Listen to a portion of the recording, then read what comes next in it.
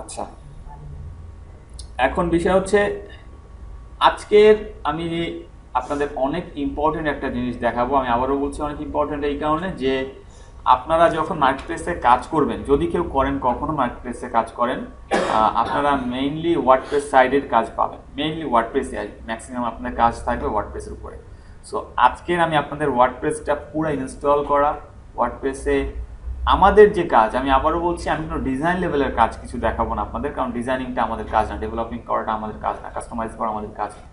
আমাদের কাজ যেটা, যে এসইও ফ্রেন্ডলি করে একটা পেজকে বা একটা পোস্টকে কীভাবে রেডি করতে হয়, যেটা আপনি এতদিন শিখছেন, সেই জিনিসটা ওয়ার্ডপ্রেসের থ্রুতে কত সহজে করা যায় এবং আমরা বায়ারকে কত সহজে সেটা করে রিপ্রেজেন্ট করতে পারি, এই জিনিসটা আমি আজকে টোটাল প্রসেসটা যতদূর পারি দেখানোর চেষ্টা করবো। জানি না, মনে হয় না সম্পূর্ণ পারবো, আর এক ক্লাস সম্ভবত লাগবে। সো যতদূর পারি দেখাবো। আর আপনাদের ক্ষেত্রে এটা আমি বলছি যে এই জন্যই আমি ওয়ার্ডপ্রেস ক্লাস একদিনে শেষ করে দিই। এখন তো যে কয়টা ব্যাচ গেছে 7 ক্লাসটা পুরো ওয়ার্ডপ্রেস টেনে শেষ করে দিই। আপনাদের ক্ষেত্রে লেন্দি করছি ইচ্ছা করেই, ইচ্ছা করে লেন্দি করছি, মানে আমি চাচ্ছি যে আপনারা অ্যাটলিস্ট প্র্যাকটিক্যালভাবে হাতে কলমে কিছু করে যান, এই কারণে লেন্দি করছি। দেন এই ক্লাসটা আমরা ওয়ার্ডপ্রেস করার পরে আপনাদেরকে সুযোগ দেওয়া হবে সেমভাবে যেন আপনার ব্লগারে যেহেতু করেছেন, সো ব্লগারটা তো আসলে অ্যাকচুয়ালি আপনার আসবে না মার্কেটপ্লেসে কাজ করতে গেলে, ব্লগার দিয়ে কেউ কাজও করাবে না, ওয়ার্ডপ্রেস দিয়েই করাবে। সো যাদের ওয়ার্ডপ্রেস অ্যাক্সেস আছে তারা তো এমনি না প্র্যাকটিস করতে পারবেন, কিন্তু যাদের নাই তারা তো আর প্র্যাকটিস করতে পারবেন না। সো আপনারা যাতে সবাই প্র্যাকটিস করতে পারেন বা কীভাবে করতে হয় অ্যাটলিস্ট আইডিয়া যাতে ক্লিয়ার থাকে, আমি আমার পিসি থেকে সবাইকে অ্যাক্সেস দিব। এইখানে বসে আমরা একটা প্র্যাকটিক্যাল ক্লাসের মতো করে পুরো ওয়ার্ডপ্রেসটা চেষ্টা করব কভার করতে যতদূর পসিবল হয়। সো আপনারা আশা করি একটু হেল্প করবেন আমাকেও বিষয়টা সাপোর্ট দিয়ে ঠিকভাবে করতে। আজকে ফার্স্ট আমরা কিছু থিওরিটিক্যাল পার্ট আমি আগে যাই, তারপরে আমরা ওয়ার্ডপ্রেসে যাব। এর মধ্যে ফার্স্ট আসছে যেটা, সেটা হচ্ছে আপনারা অনেক সময় ওয়েবসাইটে এই ধরনের লেখা দেখেন যে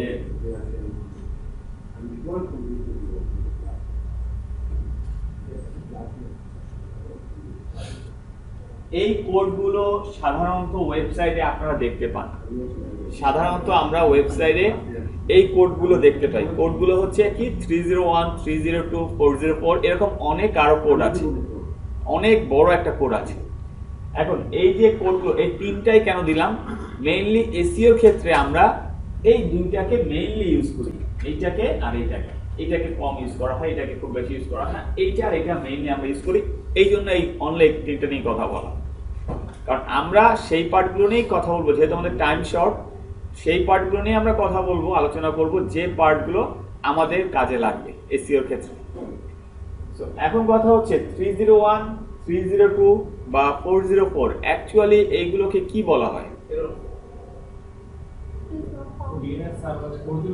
আমি বলি হ্যাঁ, 404 দিলে হয়তো পেজ নট ফাউন্ড বলে, এই জন্য এই কথাটা বলছেন আপনারা, রাইট? আমি এটা বলছি না, আমি বলছি এই যে পুরা জিনিসটা, এই জিনিসটা কি বলে, যেমন আমি বলি কি আজকের এই ক্লাসের লোক বেশি আছে, আপনি কি এই ক্লাসের?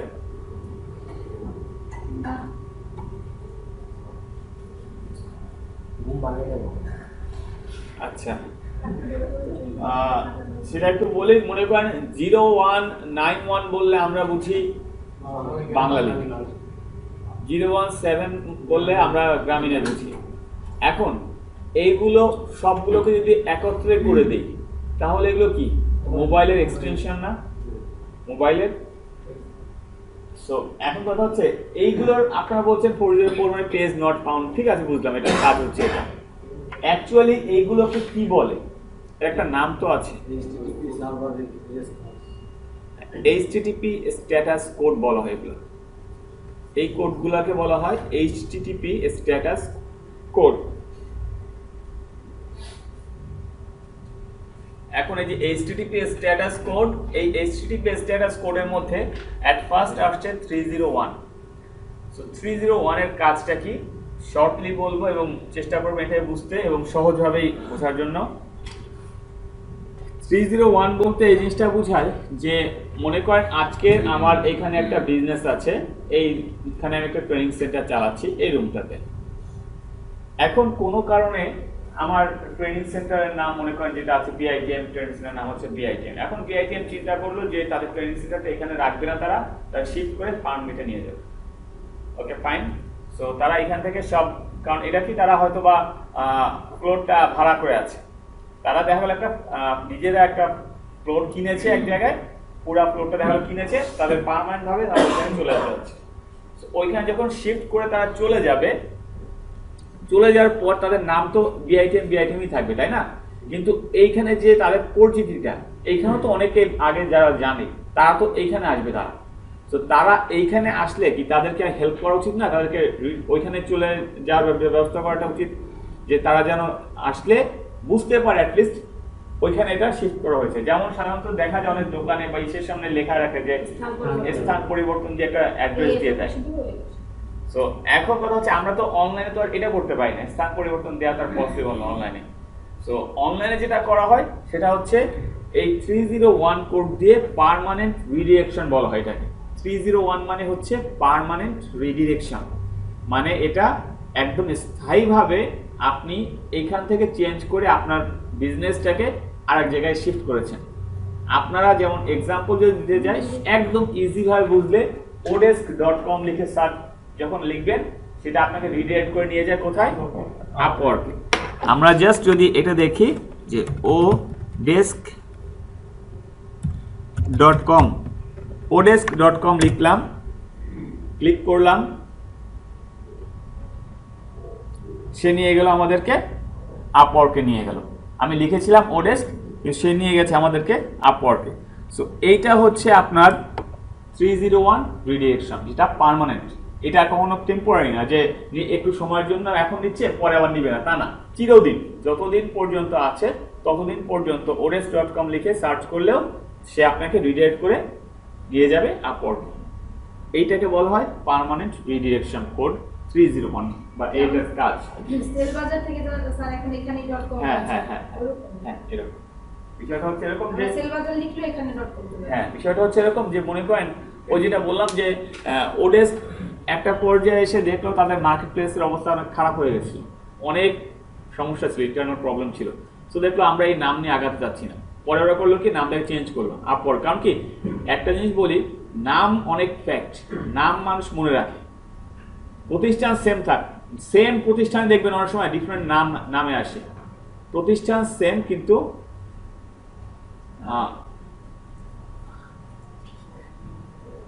আচ্ছা আপনারা কি এই ব্যাচের স্টুডেন্ট? এক্সাম আছে, কিসের এক্সাম? আপনাদের তো এই রুমে তাহলে বসার এটা না, আপনাদের 401 সম্ভবত।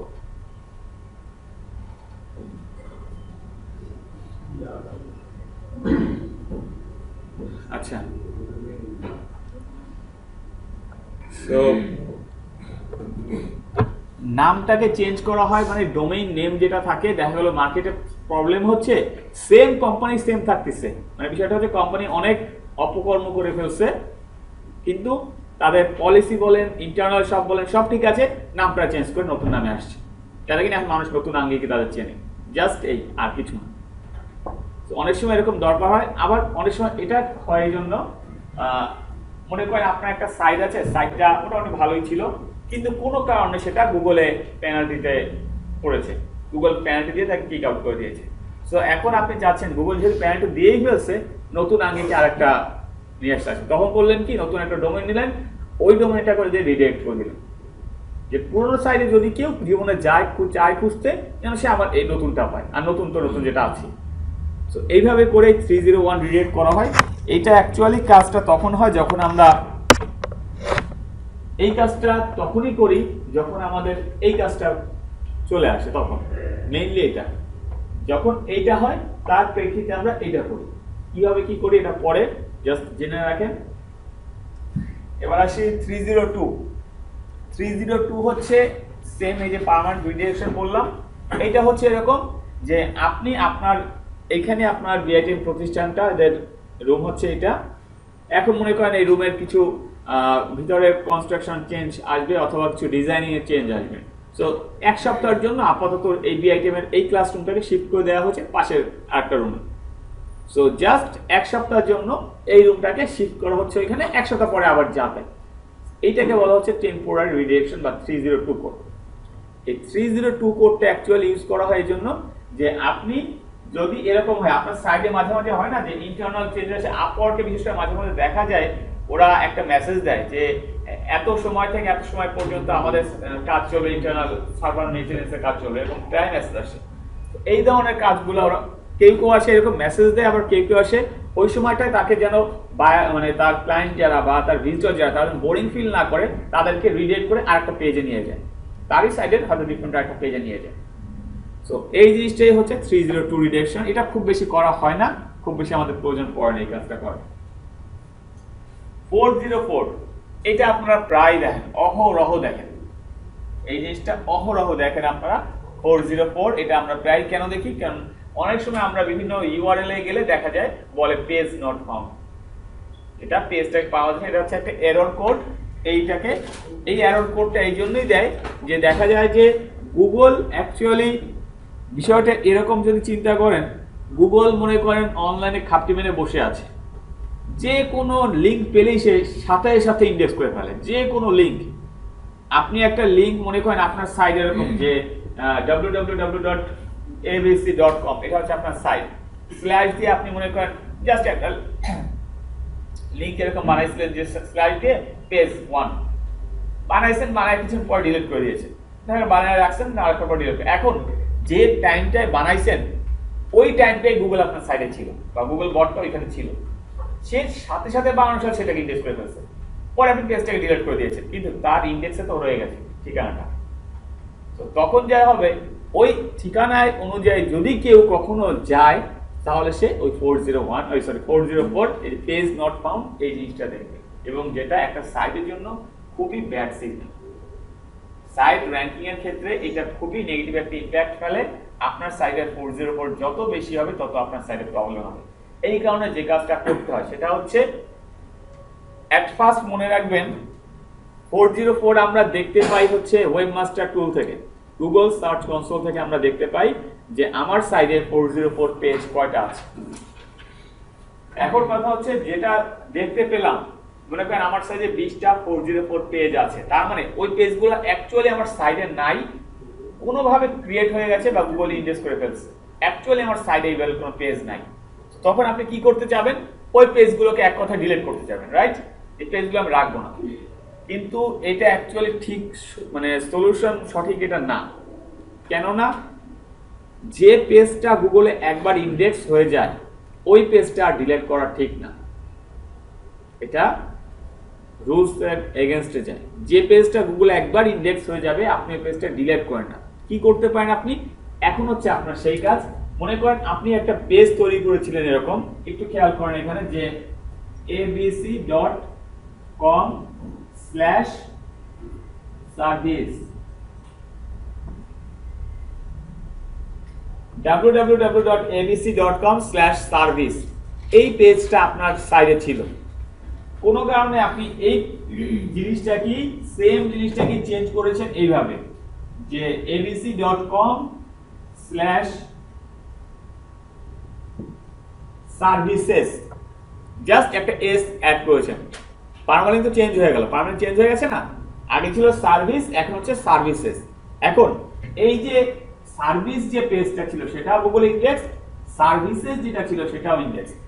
আপনি করছেন কি, আপনার ওয়ার্ডপ্রেস থেকে সার্ভিস পেজটা ডিলিট করে দিয়েছেন, যে আমি ডিলিট করে দিলাম, পেজ নাই আমার, আমি সার্ভিসেস পেজটা এখন রাখবো, ওকে ফাইন রাখেন, কিন্তু গুগলের কাছে তো ইন্ডেক্স হয়ে গেছে সার্ভিস পেজটা।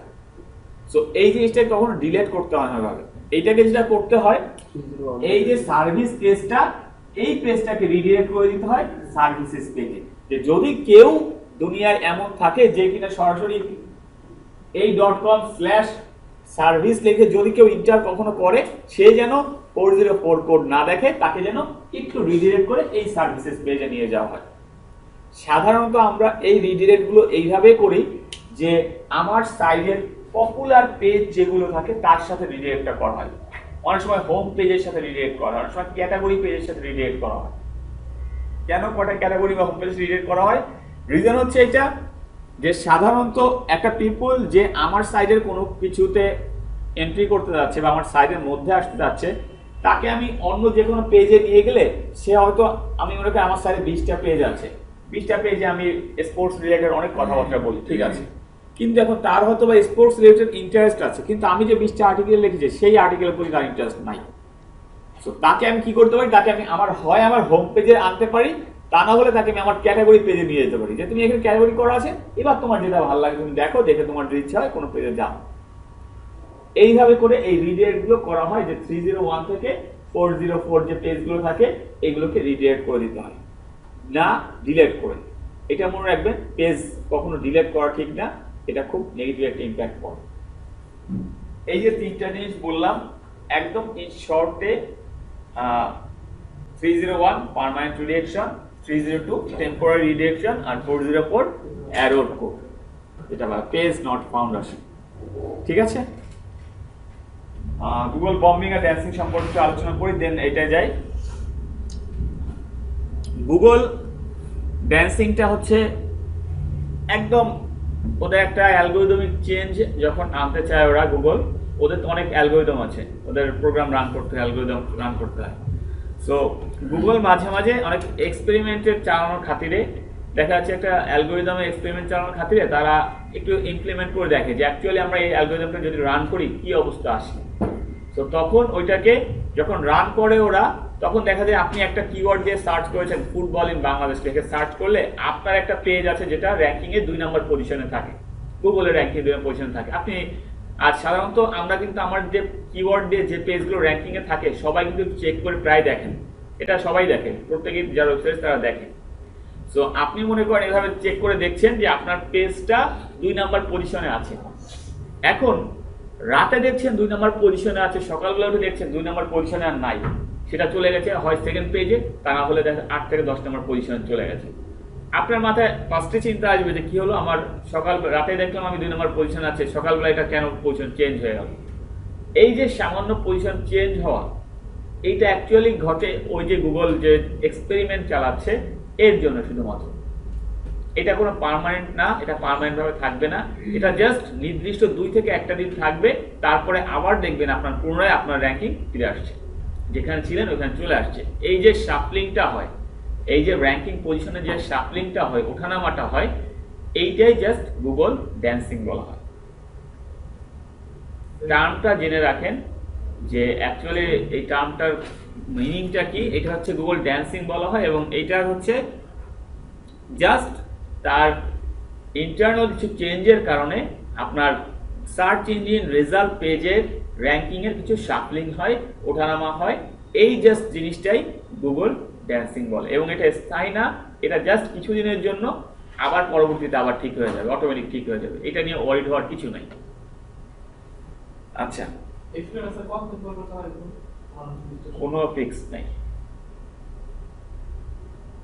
আচ্ছা, এখন আসি আমরা গুগল বম্বিং সম্পর্কে।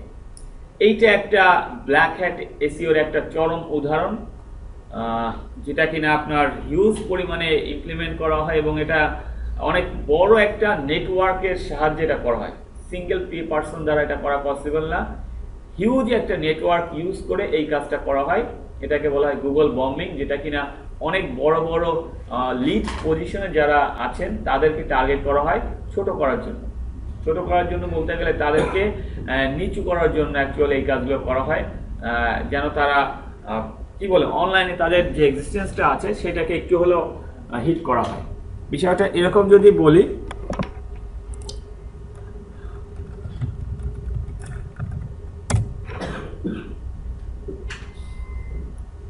আমি লিখে সার্চ করলাম ইটালিয়ান বার্ড ডান্সার, রাইট?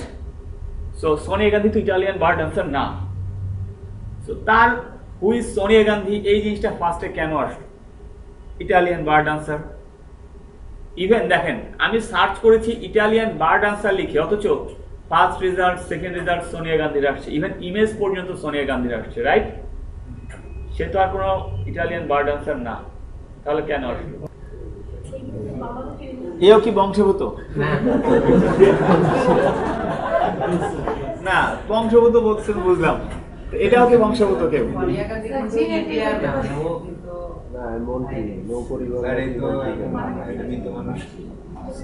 আচ্ছা, সেটা না, আমি কিন্তু কোনো পার্সনকে হিট করার জন্য বলছি না, এটা আমি এক্সাম্পল দেখাচ্ছি আপনাদেরকে। ইভেন একটা টাইম এরকম ছিল, মিজারেবল ফেইলার এই কথাটা লিখলে জর্জ ডাব্লিউ বুশের হোয়াইট হাউসের যে পেজটা, অফিসিয়াল পেজ, সেটা আসতো। তারপরে মোর ইভেল দ্যান শয়তান এই কথাটা লিখলে মাইক্রোসফটের অফিসিয়াল পেজটা আসতো। এরকম অনেক এক্সাম্পল আছে যেটা কিনা বড় বড় জায়ান্ট কোম্পানি বা জায়ান্ট পিপলদের নিয়ে টার্গেট করা। সো এখন কথা হচ্ছে এরকম অনেক এক্সাম্পল আছে। এখন কথা হচ্ছে এটা তো ইউজুয়াল কিছু না, রাইট? যেমন আমরা যখন স্বাভাবিক দেখলাম যে আমরা সার্চ করলাম ইটালিয়ান বার ডান্সার লেখা, সোনিয়া গান্ধী আসে, এটা তো রাইট না। এটা আপনিও জানছেন ইনফরমেশনটা ভুল, তাহলে বলবেন যে গুগল তাহলে ভুল ইনফরমেশন কেন দিচ্ছে? গুগল তো মানুষ না, সে তো মেশিন, সেটা অ্যালগোরিদমের থ্রুতে দেখে। অ্যালগোরিদমে তাকে যে জিনিসটা বোঝাবে, যেমন আপনারা এসইও করেন, একটা পেজকে সুন্দর করে ডিজাইন করছেন, টাইটেল দিয়েছেন, মেটা ডেসক্রিপশন যা যা দরকার দিয়েছেন দিয়ে ইনফরমেশনটা দিয়েছেন কি কিওয়ার্ড ঠিক করেছেন, মনে করেন খবিশ কিওয়ার্ড দিয়ে কি করেছেন যে হ্যাঁ খবিশ লেখে যদি, অথবা মনে করেন লায়ার কিওয়ার্ড দিয়ে যদি কেউ কখনো সার্চ করে, তাহলে কার কি দেখাবে? মনে করেন বাংলাদেশের কোনো এক বড় একজন প্রেসিডেন্ট অথবা বাংলাদেশের কোনো এক বড় এক মন্ত্রী, তার একটা অফিসিয়াল পেজ নিয়ে আসছে এখানে। এই যে জিনিসগুলো করা, এইগুলাকে বলা হয় গুগল বম্বিং ভাবে। এইগুলো গুগলও আইডেন্টিফাই ঠিকমতো করতে পারে না ভাবে, এটা তার অ্যালগোরিদমের খাতিরে ওই সে যে বিষয়গুলোকে র্যাঙ্কিং ফ্যাক্টর হিসেবে দেখে, ওই র্যাঙ্কিং ফ্যাক্টরগুলো মিল হয়ে গেলে এই কিওয়ার্ডের জন্য এইভাবে র্যাঙ্ক দিয়ে দেয়। কিন্তু সে তো আর জানে না যে আমি কাকে র্যাঙ্ক দিচ্ছি, এই কিওয়ার্ডের জন্য র্যাঙ্ক দিচ্ছি কারণ রিজন আছে, এই বিষয়গুলো সে ঠিকমতো করেছে, এই জন্য র্যাঙ্ক দিয়েছি আমি। কেন দিচ্ছি, কাকে দিচ্ছি, এটা সে দেখে না। যেমন যখন এরকম খুব বড় বড় ব্যক্তিদের সাথে এই বম্বিংটা হয়, তখন ওদের ম্যানুয়ালি এই জিনিসটাকে চেঞ্জ করতে হয়, ম্যানুয়ালি, কারণ অ্যালগোরিদমের থ্রুতে তো এটা চলেই আসছে র্যাঙ্কে, এটা ম্যানুয়ালি তখন র্যাঙ্ক থেকে সরিয়ে দিতে হয়। এখন বলবেন সোনিয়া গান্ধীটা বাদ দিচ্ছে না কেন? তাদের হেডেক, বাদ দিচ্ছে না, ইচ্ছা হচ্ছে না তাদের। এখন বিষয় হচ্ছে এটা অ্যাকচুয়ালি করা হয় কিভাবে, অ্যাকচুয়ালি করে কিভাবে, জাস্ট একটা সিম্পল একটা আইডিয়া একটু শেয়ার করে রেখে, যদিও অনেক বড় একটা নেটওয়ার্কিং কাজ। এটা করতে হলে আপনার মেইনলি যে কাজটা করে, আমরা একটা কিওয়ার্ড বেস কাজ তো হচ্ছে, এটা তো বুঝেন যে একটা কিওয়ার্ডকে টার্গেট করে কাজ হয়, কিন্তু এখানে আর কিচ্ছু না, শুধু একটা টার্গেটেড কিওয়ার্ড থাকে, আর কিচ্ছু থাকবে না এখানে। ওই যে টার্গেটেড কিওয়ার্ডটা থাকে, ওই টার্গেটেড কিওয়ার্ডের আন্ডারে আরেকটা পেজকে টার্গেট করে, অথবা পেজ নিজেরা ক্রিয়েট করে নেয়, যেটা কিনা মনে করেন এখানে সোনিয়া গান্ধী একটা পেজ আসছে, এইভাবে একটা নির্দিষ্ট ভালো একটা ওয়েবসাইট, রেপুটেড ওয়েবসাইটের পেজকে টার্গেট করে, তারা টার্গেট করে ব্যাকলিঙ্ক করা শুরু করে। অ্যাঙ্কর টেক্সট দেয় হলো ওই কিওয়ার্ড, নিচে দেয় ব্যাকলিঙ্ক হচ্ছে ওই লিঙ্কটা। আমরা কি করি, মনে করেন আমরা যদি আজকে ফুটবল দিয়ে একটা অ্যাঙ্কর টেক্সট করি, আর একটা ফুটবল রিলেটেড পেজকে অ্যাঙ্কর টেক্সট করে দেই না, ওই যে ফুটবল রিলেটেড পেজটাকে অ্যাঙ্কর টেক্সট করলাম, গুগল মনে করে ওই পেজটাই ওই কিওয়ার্ডের জন্য বেস্ট, এই জন্যই আমি অ্যাঙ্কর টেক্সট করেছি। কিন্তু আপনি অ্যাঙ্কর টেক্সট করেছেন, আপনি ইটালিয়ান বার ডান্সার লিখে নিচে দিয়েছেন সোনিয়া গান্ধীর একটা ওয়েবসাইট অ্যাড্রেস, গুগল তো মনে করছে ইটালিয়ান বার ডান্সার, মনে হয় ওইটাই, ওই পেজটাই রাইট, সে সেইটাই মনে করেই এই কাজটা করে। তো এইভাবে করে যখন হিউজ একটা নেটওয়ার্কের থ্রুতে এই কাজটা করা হয়, হিউজ পরিমাণ পিপল এই কাজটা করে, তখন একটা নির্দিষ্ট সার্টেন পিরিয়ড পরে যে এই জিনিসটা পপ আপ হয়। এই জিনিসটা তখন যখন আপনি সার্চ করবেন এই কিওয়ার্ড দিয়ে, তখন দেখা যায় গুগল এটাকে র্যাঙ্ক করে। এখন বলবেন যে কারোকে খেয়ে বসে কাজ নেই, একজনের পিছনে লাগার জন্য খালি খালি এই কাজটা করবে, কাজ নেই না। বিষয়টা হচ্ছে কি, যখন আপনি ফিল করবেন আপনার কাছে একটা পাওয়ার আছে, ওই পাওয়ারটা দিয়ে আপনার ওই পাওয়ারটা জাহির করতে হলে আপনার যদি নিজেকে কিছু কষ্ট করতেও হয়, তাও আপনি এটা করবেন, কারণ আপনাদের ক্ষমতাটা আছে। বিষয়টা হচ্ছে এরকম অনেক বড় বড় কম্পিউটার গ্রুপ আছে, নেটওয়ার্ক আছে, যারা কিনা নিজেদের অস্তিত্বটা যে আছে তারা টিকায় রাখার জন্য, তারা প্রুফ করার জন্য মাঝে মাঝে এই টাইপের কাজ করে, যে আমরা পারি, আমরা যা চাই, যে কিওয়ার্ড দিয়ে চাই সেটা পারি করতে। জাস্ট একটা এক্সাম্পল, এরকমভাবে এরা কাজ করে। সো এভাবে গুগল বম্বিংটা হয়। জাস্ট জেনে রাখেন আর এক্সাম্পল দেখতে চাইলে জাস্ট গুগলে সার্চ করলে হবে গুগল বম্বিং এক্সাম্পল, হিউজ পরিমাণে লিস্ট আসবে যে কাদের সাথে এখন পর্যন্ত করা হয়েছে, কোন কিওয়ার্ড দিয়ে করা হয়েছে। যদিও কিওয়ার্ডগুলো দিয়ে এখন আর সার্চ করলে পাবেন না, কারণ ওগুলো সব চেঞ্জ করে দেওয়া হয়েছে, কারণ অনেক বড় বড় ব্যক্তিদের সাথে করা হয়েছে, ওগুলো চেঞ্জ করা হয়েছে সব। সো এই জিনিসটা জাস্ট জেনে রাখার দরকার, যাতে কেউ কখনো বললে মাথা হা করে না থাকেন যে গুগল বম্বিং কি খাইছে, গুগল বম্বটা মারে কিনা এত জানি না। এই জিনিসটা যাতে না আসে, জিনিসটা ক্লিয়ার থাকে। ওকে, বোঝা গেছে গুগল ড্যান্সিং, গুগল বম্বিং কি? সো আমরা গুগল বম্বিং ড্যান্সিং শেষ করলাম। এখন আসি একটু গুগল পেঙ্গুইন পান্ডা, এই দুইটা টপিক নিয়ে একটু কথা বলি। গুগল পেঙ্গুইন আর গুগল পান্ডা নিয়েই কেন কথা বলছি, আদার্সগুলো যাচ্ছি না কেন? আদার্সগুলো আমাদের তেমন একটা হেডেক না আপাতত, মেইনলি গুগল পেঙ্গুইন পান্ডাটাকে ফোকাস করা হয় আমাদের এখানে। সো আমরা পেঙ্গুইন পান্ডাটাকে ফোকাস করি। পেঙ্গুইন আর পান্ডা নিয়ে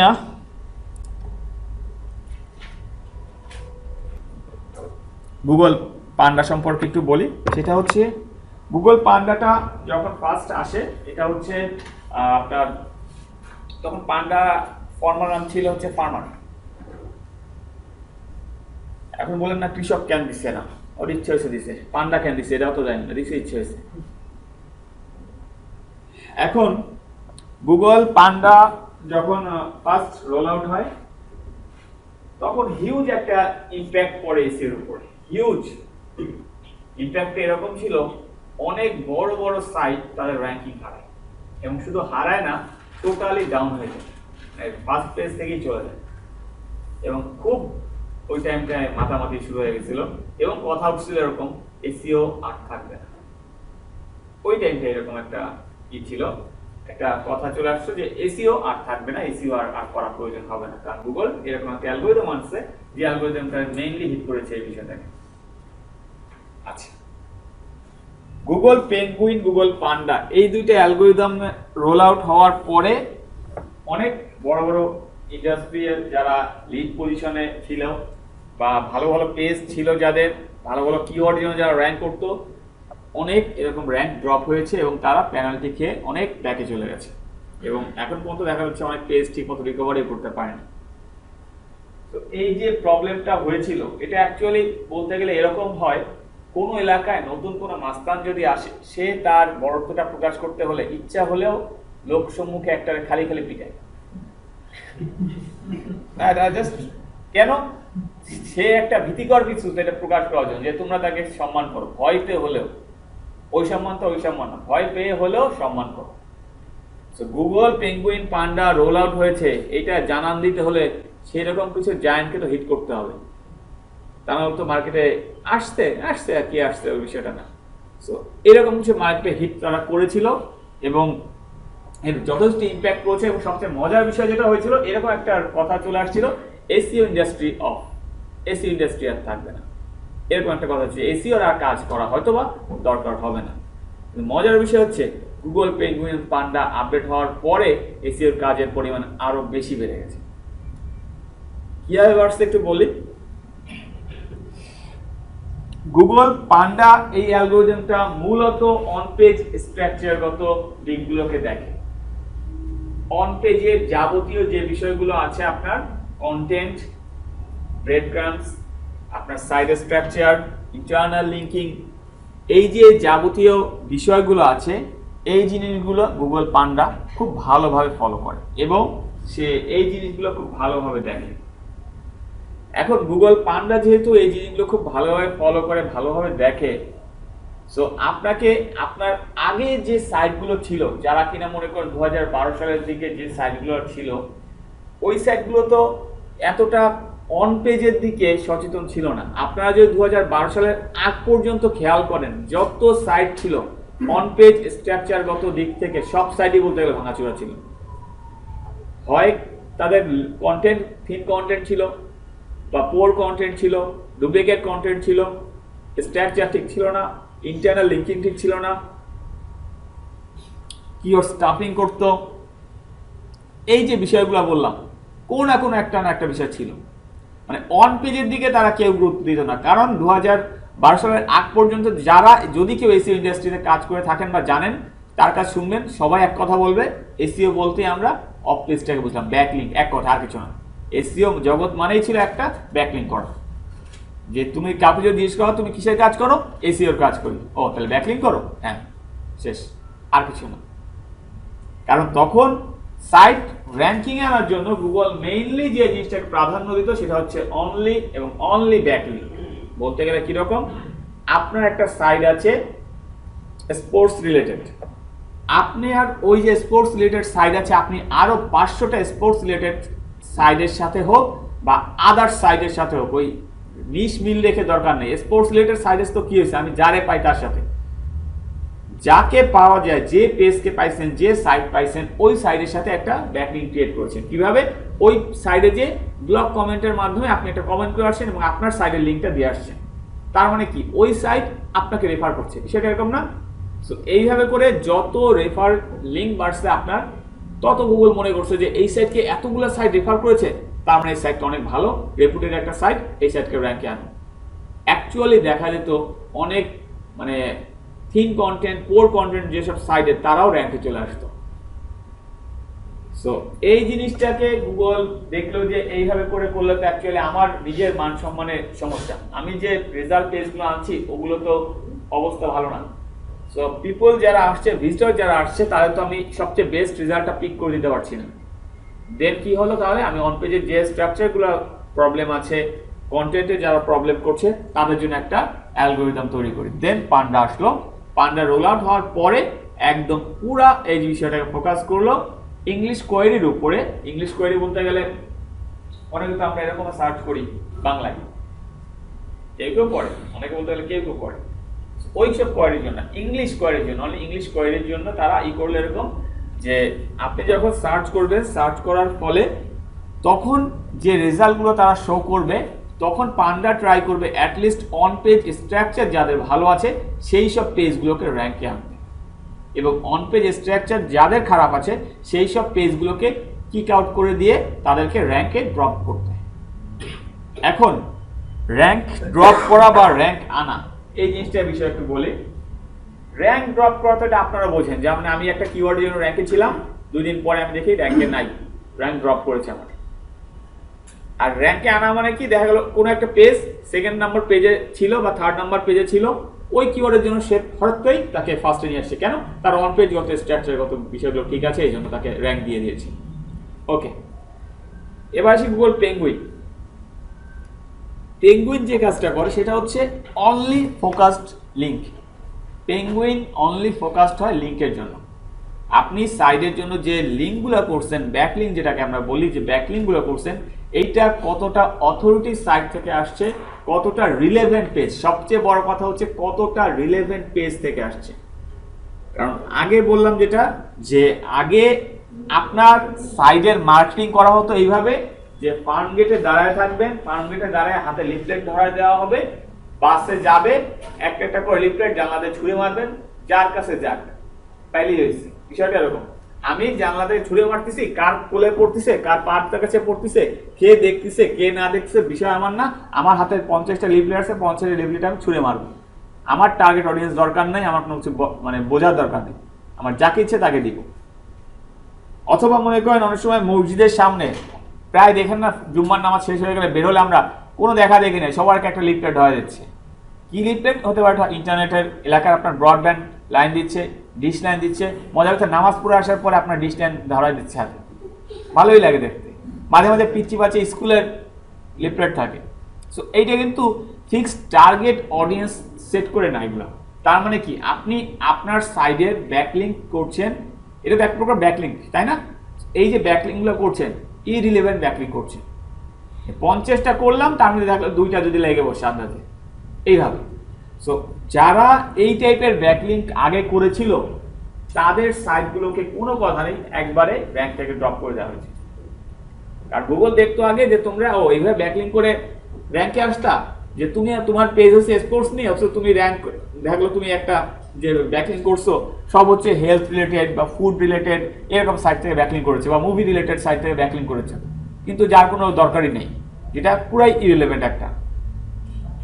একজন ডাক্তার আরেকজন ডাক্তারকে রেফারেন্স করতে পারে, একজন টিচার আরেকজন টিচারকে রেফারেন্স করতে পারে, কিন্তু কখনো কিন্তু একজন ডাক্তার আরেকজন লয়ারকে রেফারেন্স করলে ওটা কিন্তু অতটা গ্রহণযোগ্য হবে না। হতে পারে সে তার কাছে সার্ভিস নিছে বলে সে হয়তো বলছে এই কথা, এটা আলাদা বিষয়। কিন্তু নর্মালি কিন্তু জাজ করার যদি বলে দুইটা জিনিসকে জাজ করার বা লিঙ্ক করার ক্ষেত্রে সেম প্রফেশন থাকতে হয়। সো এখন আমরা ব্যাকলিংকের ক্ষেত্রে যে জিনিসটা ছিল গুগল পেঙ্গুইন যে জিনিসটা মেইনলি ফোকাস করেছে, আপনি কতটা রিলেভেন্ট ব্যাকলিংক করেছেন আপনার সাইটের জন্য। এবার আমি জাস্ট একটা নর্মাল কথা আসি যে আমরা তো জানলাম যে অ্যাকচুয়ালি গুগল পেঙ্গুইন কি করে, পান্ডা কি করে, বুঝলাম। কিন্তু এরা যদি আমাদের কিক আউট করে আমাদের তখন কাজ কি হবে, বা বুঝবো কি করে যে আমাকে গুগল পেঙ্গুইনে হিট করছে না পান্ডা হিট করছে, কি করে বুঝবো? বোঝার তো কোনো একটা ওয়ে লাগবে। আচ্ছা, এটা হচ্ছে গুগল পেঙ্গুইন হোক বা গুগল পান্ডা হোক, আপনার সাইট র্যাঙ্কে ছিল কোনো একটা কিওয়ার্ডের জন্য, হঠাৎ করে র্যাঙ্ক ড্রপ করেছে। ড্রপ করেছে বলতে গেলে কি, দেখা গেল সেটা ফার্স্ট পেজে ছিল, সেটা চেঞ্জ হয়ে চলে গেছে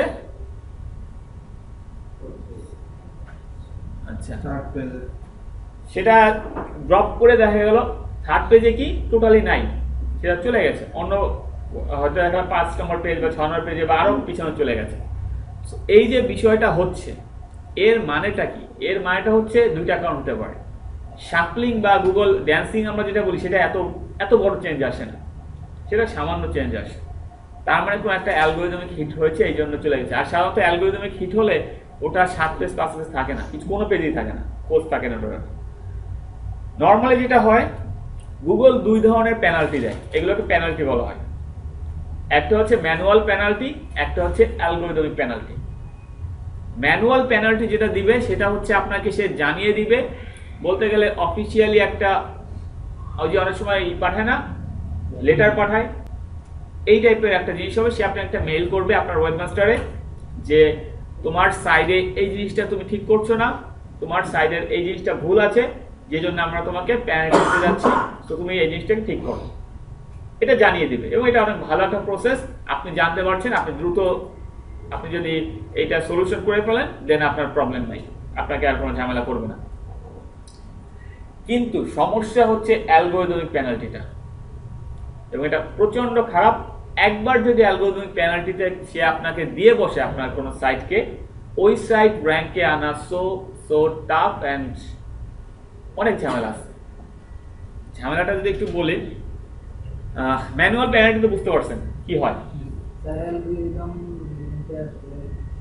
অ্যালগোরিদম মিনিংটা বোঝেন না। আচ্ছা, গুগলে আমরা সার্চ করি আপনার নাম লেখে, গুগল কি করে আপনার রিলেটেড রেজাল্টই দেখায়। আমরা কোনো একটা প্রোগ্রামকে রান করতে হলে গুগল একটা মেশিনেবল ল্যাঙ্গুয়েজ আছে, এগুলোকে অ্যালগোরিদম বলে, আমরা বিভিন্ন অ্যালগোরিদম বানাই। আমরা যেমন ফর্মুলা আছে না, যেমন ক্যালকুলেটরে 1+1 করলে ইকুয়াল টু দিলে 2 কেন আসে, 3 তো আসতে পারতো, আদার্স কিছু হইতে পারতো। এগুলো সব হচ্ছে প্রোগ্রাম করা থাকে, ওর মধ্যে সেট করে দেওয়া থাকে প্রোগ্রামটা। এইভাবে গুগলের প্রোগ্রামটা রান করার জন্য অনেক ছোট ছোট অ্যালগোরিদম তৈরি করা থাকে ওদের। এইগুলো হচ্ছে সব ওই অ্যালগোরিদম তৈরি করা থাকে, ওই অ্যালগোরিদমের থ্রুতে তারা এই প্রোগ্রামটাকে মেনটেন করে, এবং অনেক অ্যালগোরিদম আছে ওদের। কম্পিউটার তো 0 আর 1 ছাড়া কিছু চিনে না। হ্যাঁ, কম্পিউটার 0 1 ছাড়া চেনে না, এই দুটোর কি বলে? আচ্ছা, বাইনারি কোড। এখন বিষয় হচ্ছে অ্যালগোরিদমিক পেনাল্টিটা কি, অ্যাকচুয়ালি কি এবং কি হয়। অ্যালগোরিদমিক পেনাল্টিটা হচ্ছে এরকম যে, মনে করেন আপনার একটা সাইট, আপনি মনে করেন ফিশ ইন ঢাকা লিখে সার্চ করলে আপনি দেখেছেন আপনার সাইটটা 2 নম্বর বা 3 নম্বর পজিশনে থাকে। কালকে সার্চ করলেন দেখলেন 3 নম্বর পজিশনে কি, আপনার সাইট টোটাল 10টা পেজের মধ্যেই নাই, গায়েব, পুরা নাই। এখন আপনি চিন্তা করতে পারেন কি হলো আপনার সাইটে, একটু ওয়েট করছেন যে দেখি হয়তো বা কোনো ভুল হয়েছে কিনা, কোনো অ্যালগোরিদমিক কোনো সমস্যার কারণে এটা হয়েছে কিনা। দেখবেন যে না, 1 সপ্তাহ 2 সপ্তাহ পার হয়ে গেছে, সাইট নাই তো নাই। এই যে বিষয়টা হলো, তখন আপনি নিশ্চিত হয়ে যান গুগলের যে কোনো একটা অ্যালগোরিদম আপনাকে হিট করছে। এখন কথা হচ্ছে কি করে বুঝবেন কোন অ্যালগোরিদম হিট করছে? সে তো আর আপনাকে জানাই দিবে না, কখনো গুগলে কোনো অ্যালগোরিদমের হিট জানায় দেয় না, বলে দেয় না। আচ্ছা, এখন এটা বোঝার একটাই ওয়ে, সেটা হচ্ছে আপনার সাইট যেদিন থেকে ড্রপ আউট হয়েছে ঠিক তার রিসেন্টলি 5 ডেগুলো একটু খেয়াল করেন, গুগলের নতুন কোন অ্যালগোরিদমটা আপডেট বেরোচ্ছে ওই রিসেন্ট ডেগুলোতে। এখন বলেন না যে গুগল তো 2 দিন পর হবে, না 2 দিন পর বের করে না, 4 দিন পর পরই অ্যালগোরিদম আপডেট বের করে, পুরো অ্যাটলিস্ট 15 দিন 1 মাস পর পর বের হয়, বাট এর 6 মাস 1 বছর পরও বের হয়। সো আপনি খেয়াল করেন যে মনে করেন আজকের ডেট হচ্ছে 6 তারিখ বা 5 তারিখ, আজকের ডেটে আমার সাইট নাই, আমি দেখলাম 10 তারিখে যেও আমার সাইট নাই, র্যাঙ্কে নেই। এখন কথা হচ্ছে আপনি তাহলে প্রিভিয়াস মান্থ থেকে খোঁজেন, প্রিভিয়াস মান্থে গুগলের কোন অ্যালগোরিদমটা আপডেট বেরিয়েছে, কোন অ্যালগোরিদমটা নতুন আপডেট রোল আউট করেছে ওরা, যেটা রোল আউট হয়েছে আপনার সাইট নিশ্চিত ওই অ্যালগোরিদম হিটে পড়ছে। প্রিভিয়াস কোনো অ্যালগোরিদম হিটে কেন পড়েনি? যদি পড়ার থাকতো তাহলে আগেই পড়তো, এতদিন যেহেতু যায় নাই তার মানে প্রিভিয়াস কোনো অ্যালগোরিদম এসে যায় না, রিসেন্ট যেটা রোল আউট হয়েছে ওইটা আন্ডারে এসে পড়ছে। এবার আপনার কাজ কি তাহলে? যেহেতু র্যাঙ্ক হারাইছেন, কিছু করার তো নাই, এখন আপনার কাজ যেটা সলিউশন হচ্ছে এটা, আপনার ফার্স্ট ডিসিশন নেবেন এটা, ওই অ্যালগোরিদমটা একদম মুখস্থ করে ফেলান যে ও কি কি বিষয় দেখে একটা সাইটের, কোন কোন বিষয়টাকে সাইটের টার্গেট করে, মূলত যে বিষয়গুলো সাইটের টার্গেট করে ও হিট করে ওই বিষয়গুলো আপনার সাইটের ঠিক আছে কিনা দেখেন, অবশ্যই ঠিক পাবেন না, ওই বিষয়গুলো ঠিক করেন, একদম প্রপার ওয়েতে ওই বিষয়গুলোকে ঠিক করেন, যেভাবে ওর গাইডলাইন দেয়া আছে বলা আছে সেইভাবে ঠিক করেন। ঠিক করলেন, ঠিক করার পরেও লাভ নাই, আপনার সাইট র্যাঙ্কে দিবে না, ততদিন পর্যন্ত আপনার সাইটকে আর র্যাঙ্ক ব্যাক দিবে না যতদিন পর্যন্ত কিনা ওই অ্যালগোরিদমটার নতুন আর একটা আপডেট বের হয়। যদি সেটা 6 মাস লাগে আপনার সাইট 6 মাসের জন্য নাই, যদি 1 বছর লাগে আপনার সাইট 1 বছরের জন্য নাই। অ্যালগোরিদমিক পেনাল্টিটা খুব খারাপ, এটা একবার যদি দিয়ে বসে সে আর চেঞ্জ করে আপনাকে ব্যাক আনবে না। একবার যদি অ্যালগোরিদমিক পেনাল্টি দিয়ে বসে তাহলে সে আপনাকে চেঞ্জ করে আপনাকে র্যাঙ্কে দিবে না। স্যার তাহলে আমি চেঞ্জ না করে ওয়েট করলে কি হতো? চেঞ্জ না করে ওয়েট করলে কি হতো? ওই অ্যালগোরিদমটা তো স্টিল থাকতো, আপডেট আসতো, কিন্তু ওই অ্যালগোরিদমের আপডেট পরে তো আপনার ডরতো ঠিকই, আবার যদি যে কোনো সময় ধরে বসতে কি হতো? এই জন্য জাস্ট চেঞ্জ করে রাখা যে ওকে ফাইন, আমি সব ঠিক করছি, আমাকে এখন তুমি তোমার সুবিধা মতো র্যাঙ্ক দেওয়া ব্যাক করো। সো বিষয়টা হচ্ছে এরকম যে যতদিন পর্যন্ত কিনা আবার নতুন একটা অ্যালগোরিদম আপডেট হচ্ছে, বিষয়টা নর্মালি একটু এরকম চিন্তা করেন, খুশি একটু একটা কথা মুখ দিয়ে বলে ফেলছে, জামিনের আশায় বসে থাকা নাকি না, এটাই বলছেন আপনি। আচ্ছা, তো এই বিষয়টা একটু যেরকম বলি, হরতালের সময় দেখেন না গণ আকারে ধরে পোলাপান, যেখানে পায় এক জায়গায় 4-5টা করে ধরে নিয়ে যায়, ওটা কিন্তু বেশি দিন রাখে না, ওই 2-3 দিন পর্যন্ত রাখে, আর যাদের একটু সেরকম ক্ষমতা আছে তারা সেভাবে করে আগেই বেরিয়ে আসে। নর্মাল চিন্তা করলে অ্যাকচুয়ালি আপনার ওইভাবে করে দেখা গেলো ওই একটা আপডেট বের হয়, ওই সময় ঝাঁক বাইন্দে যে করে পায় জাল ফেলে তুলে আনে, ওই জালটা ততদিন পর্যন্ত ছাড়ে না 10 দিন পর্যন্ত কিনা আবার নতুন জাল ফেলার ইচ্ছা হয়, যখন আবার জাল ফেলার ইচ্ছা হয় তখন ওই জালটা আবার ফেলে, ওই ভিতরে যেগুলো থাকে ওগুলো তখন ছেড়ে দেয়, যা ছেড়ে দিলাম। সো অ্যালগোরিদম আপডেটটা খুব মজার একটা জিনিস এবং খুব পেইনফুল একটা জিনিস, এবং এটা শেষ করে দেয় সাইটকে, একদম শেষ করে দেয় সাইটকে। সো ট্রাই করেন, এবং এই যে এখন মার্কেট প্লেসে যেটা এরকম ছিল যে এসইওর কাজ শেষ হয়ে যাচ্ছে, নাই, এই কাজ এখন এত বাড়ছে কেন, আর এখন অন পেজের কাজ এত বেশি কেন? ওই একটা কারণে, কারণ আগে যারা কাজ করেছে সব অফ পেজ করাইছে, সারাদিন বসে বসে অফ পেজ করাইছে। এখন 2টা কাজ সবচেয়ে বেশি মার্কেট প্লেসে, একটা হচ্ছে অন পেজ, আর একটা হচ্ছে ওই যে E11 ব্যাকলিং করাইছে ওইগুলো রিমুভ কর বসে বসে। ঠিক করতে হবে অথরিটি, হ্যাঁ, অপকর্ম যা করেছো ওই পিছন থেকে ডাটা মোছা, এই 2টা কাজ। হ্যাঁ, কন্টেন্ট রাইটিং কাজ তো অলওয়েজ থাকবে, সাইডের জন্য কন্টেন্ট রাইটিং করতে তো আছে। স্যার এটা তো প্রতিরোধক বলতে কি আমরা ওই শুধু নিজেরা অ্যাকাউন্ট আপডেট হচ্ছে খেয়াল রাখবো? হ্যাঁ, কেন সে আমার ক্লিক করার আগে আমি নিজে শুনতে পারি। হ্যাঁ, মেইন কথা কি, যখন আপডেট বের হয় ওরা তো অ্যানাউন্স করেই বের হয়, গুগলের আপডেট আসার আগে অ্যানাউন্স করে দেয় যে আমাদের আগামী সপ্তাহে একটা নতুন রোল আউট হবে, আগামী উইকে একটা নতুন রোল আউট হবে, ওই রোল আউটের মধ্যে আমরা কি কি দেখছি বিষয়গুলো বলেই দেয় ওরা, যাতে আপনি একটু সতর্ক হতে পারেন। হ্যাঁ, এক সপ্তাহ আগে জানা যায় না আরো আগে দেয় এইগুলো। মিনিমাম কোথায় বলে দেয়? মেইলের মাধ্যমে ডাইরেক্টে আপনার বাড়ি বাড়ি এসে জানা যাবে। ওদের অফিসিয়াল ওয়েবসাইট গুগল তাদের টুইটে এগুলো বলে, গুগলের টুইটে এগুলো জানায়, তারা টুইটকে বলে। তারপরে অনেক বড় বড় সাইট আছে, জায়ান্ট জায়ান্ট সাইট আছে, তারা এই নিয়েই কাজ করে, যেমন search engine land, search engine journal, moz.com, এরা এইসব বসে থাকে, খালি এরা এইসব নিউজগুলোই দেয়। এদের কাজই হচ্ছে এইগুলো দেয়া। Search engine watch, search engine people, so এইসব সাইটগুলোতে এইগুলাই হয়। আপনারা নরমাল যে সিএনএন এর ট্যাগ সেকশনে এগুলো আসে। হ্যাঁ, আর গুগল পাসওয়ার্ড অনেক জায়ান্ট একটাই, সো ওরা কোনো আপডেট আনলে সবাই ও নিয়ে আলোচনা করে। বর্তমানে ওয়ার্ডপ্রেস কিভাবে ইনস্টল করতে হয় এবং ওয়ার্ডপ্রেস এসইও প্লাগইনটা আমরা কিভাবে কাজ করব ওয়ার্ডপ্রেসের জন্য, এই কাজগুলো দেখব। সো ওয়ার্ডপ্রেস ইনস্টলেশনের জন্য আমার ফার্স্ট কাজ হচ্ছে, আমরা সি প্যানেলে কিভাবে আসতে হয় দেখেছি, রাইট? আমি নেক্সট প্রিভিয়াস ক্লাসে দেখেছিলাম যে সি প্যানেলটা কি, সি প্যানেলে কিভাবে কাজ করতে হয় বা আসতে হয়, একটু দেখিয়েছি শুধু, জাস্ট। ওকে, এইখানে সি প্যানেল থেকে ওয়ার্ডপ্রেস ইনস্টল করতে হলে আমাকে কোন অপশনে যেতে হবে? অপশনটার নাম কি?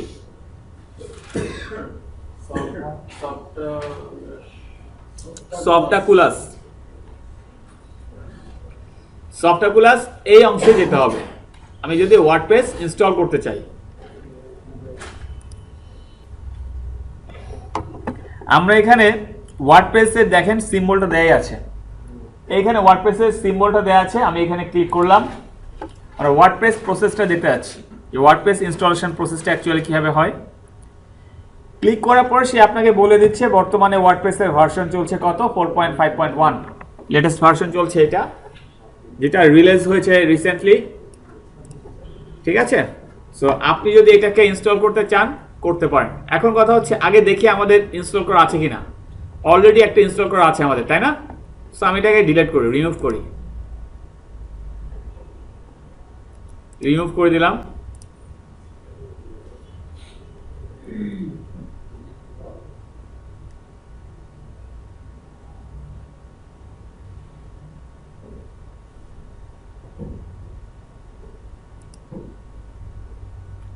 ওকে, এখন আর আমার কোনো ইনস্টলেশন করার নাই। এবার বিষয় হচ্ছে আমি চাচ্ছি ওয়ার্ডপ্রেসটাকে ইনস্টল করতে আমার একটা নিজস্ব ডোমেনে। এবার এই ইনস্টল বাটনে ক্লিক করেন। ক্লিক করার পরে আপনাকে অ্যাট ফার্স্ট দেখেন সফটওয়্যার সেটআপ একটা অপশন আসছে। সফটওয়্যার সেটআপ এই অপশনের মধ্যে প্রথমে আছে choose protocol. Choose protocol click করেন, চারটা অপশন দিচ্ছে, HTTP, HTTP www, HTTPS, HTTPS www। এখন HTTPS যেটা সিকিউর সকেট লেয়ার আপনাদের কারণে, কারণ এটা একটা সার্ভিস, এটা কিনতে হয়।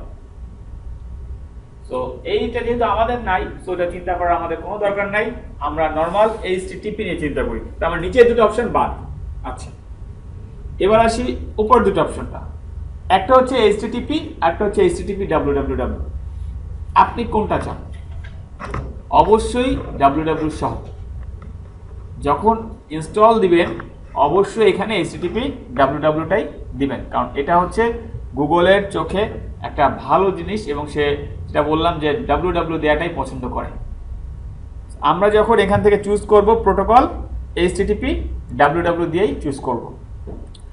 সেকেন্ড, এখানে দেখাবে আপনি কোন ডোমেইনের আন্ডারে চাচ্ছেন ইনস্টল করতে। যেহেতু আমরা দেখেছিলাম যে আমরা একটা হোস্টিং এর আন্ডারে 3টা ডোমেইন রাখতে পারি। সো এইখানে মনে করেন আপনার 2টা ডোমেইন দেয়া আছে, এখন আমি চাচ্ছি এই ডোমেইনটার আন্ডারে এটা করতে, আমি এই ডোমেইনটাকে সিলেক্ট করে দেবো। আপনারা যে ডোমেইনটা আন্ডারে করতে চান সেই ডোমেইনটা এখান থেকে সিলেক্ট করে দিবেন। তিনটা যেকোনো একটার মধ্যে করে দেবো। স্যার তিনটা কি একই ধরনের আউটপুট? 3টা মনে করেন কি 3টা ডিফারেন্ট সাইট, আমার 3টা ডোমেইন নেম নেওয়া আছে। এখন 3টা আমি ইনস্টল করলে ইনস্টল একই জিনিস হবে, ইনস্টল ডিফারেন্ট হবে, কিন্তু আমার তো 3টা আমার দরকার নেই করা, কারণ একটা ধাপ অলরেডি আমার করা, রান করার সাইট, লাইভ করা। সো আমি চাইছি অন্য একটা করতে, যেটা কিছুই নাই, এখন পর্যন্ত কেবল নতুন কিনেছি যেটা, সেটা। সো এই ডোমেইনটা মনে করেন আমার নতুন ডোমেইন, আমি এইটাতে চাচ্ছি ইনস্টল করতে, সিলেক্ট করলাম। এখন দেখেন ইন ডিরেক্টরি বলে একটা অপশন আসছে, এইটার কাজ কি একটু বলি। আমি এখন পর্যন্ত যতটুকু সিলেক্ট করেছি তাতে কি আসছে যে আমার এটা আমার ডোমেইনটা এইভাবে আসবে http www dot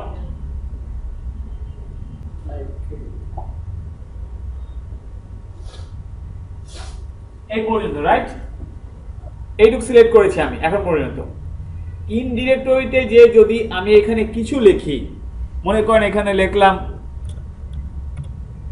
ব্লগ, তাহলে আমার সাইডের ইউআরএলটা আসবে এরকম। এর পরে স্ল্যাশ দিয়ে আপনি যা পোস্ট দিবেন সেই পোস্টের ইউআরএল গুলো আসবে example.something.com। সো এইটা কি হলো, একটা বাড়তি স্ল্যাশ চলে আসলো না ইউআরএল এর মধ্যে? এটা কি গুড প্র্যাকটিস কখনো? না, এটা খুবই খারাপ একটা অভ্যাস, যেটা ঠিক না। সো এই জন্য আমরা এটাকে রিমুভ করে দেব, এই জিনিসটা আমরা রাখবো না। তবে অনেক সাইট দেখবেন অনেক সময় রাখে, কিরকম রাখে, মনে করেন এটা আমার অনলি ইউকে এর জন্য একটা সাইট, তখন দেখবেন ওরা এরকম রাখে যে abc.com/uk/ তারপরে ওদের কিছু থাকে, এভাবে থাকে। আচ্ছা, সো গেল এটা, এই পর্যন্ত শেষ। এবার আসি সাইট সেটিংস। এটা হচ্ছে আপনার সাইটের নাম, আপনি কি দিতে চান এটা আপনার ইচ্ছা। আপনি আপনার সাইটের নাম যা ইচ্ছে দিতে পারেন, দিলাম সাইটের নাম। সাইট ডেসক্রিপশন, এখানে আপনি চাইলে আপনার একটা সাইট ডেসক্রিপশন দিতে পারেন যে আপনার সাইটটা কি সম্পর্কে, এটা আপনি জানলে জানাতে পারেন। কি দিব, যা আছে তাই দিয়ে দিই, যদি এমটি রাখবেন। আচ্ছা, দিলাম, শেষ। এই অপশন না দিলেও সমস্যা, এটা পরে চেঞ্জ করতে পারবেন। এইটা হচ্ছে আমার সেই পার্ট যেটা কিনা আমরা ইউজ করি ওয়ার্ডপ্রেস ড্যাশবোর্ড লগইনের জন্য। এখন তো আমরা সি প্যানেল আছি, কিন্তু ইনস্টল করার পর তো ওয়ার্ডপ্রেসের জন্য আলাদা একটা ড্যাশবোর্ড দিবে। সো ওই ওয়ার্ডপ্রেস ড্যাশবোর্ড লগইনের জন্য আমরা এই পার্টটা এখানে ইউজার নেম পাসওয়ার্ড দিতে হয়। সো আমি এখানে ইউজার নেম দিচ্ছি, মনে করেন পাসওয়ার্ড দিচ্ছি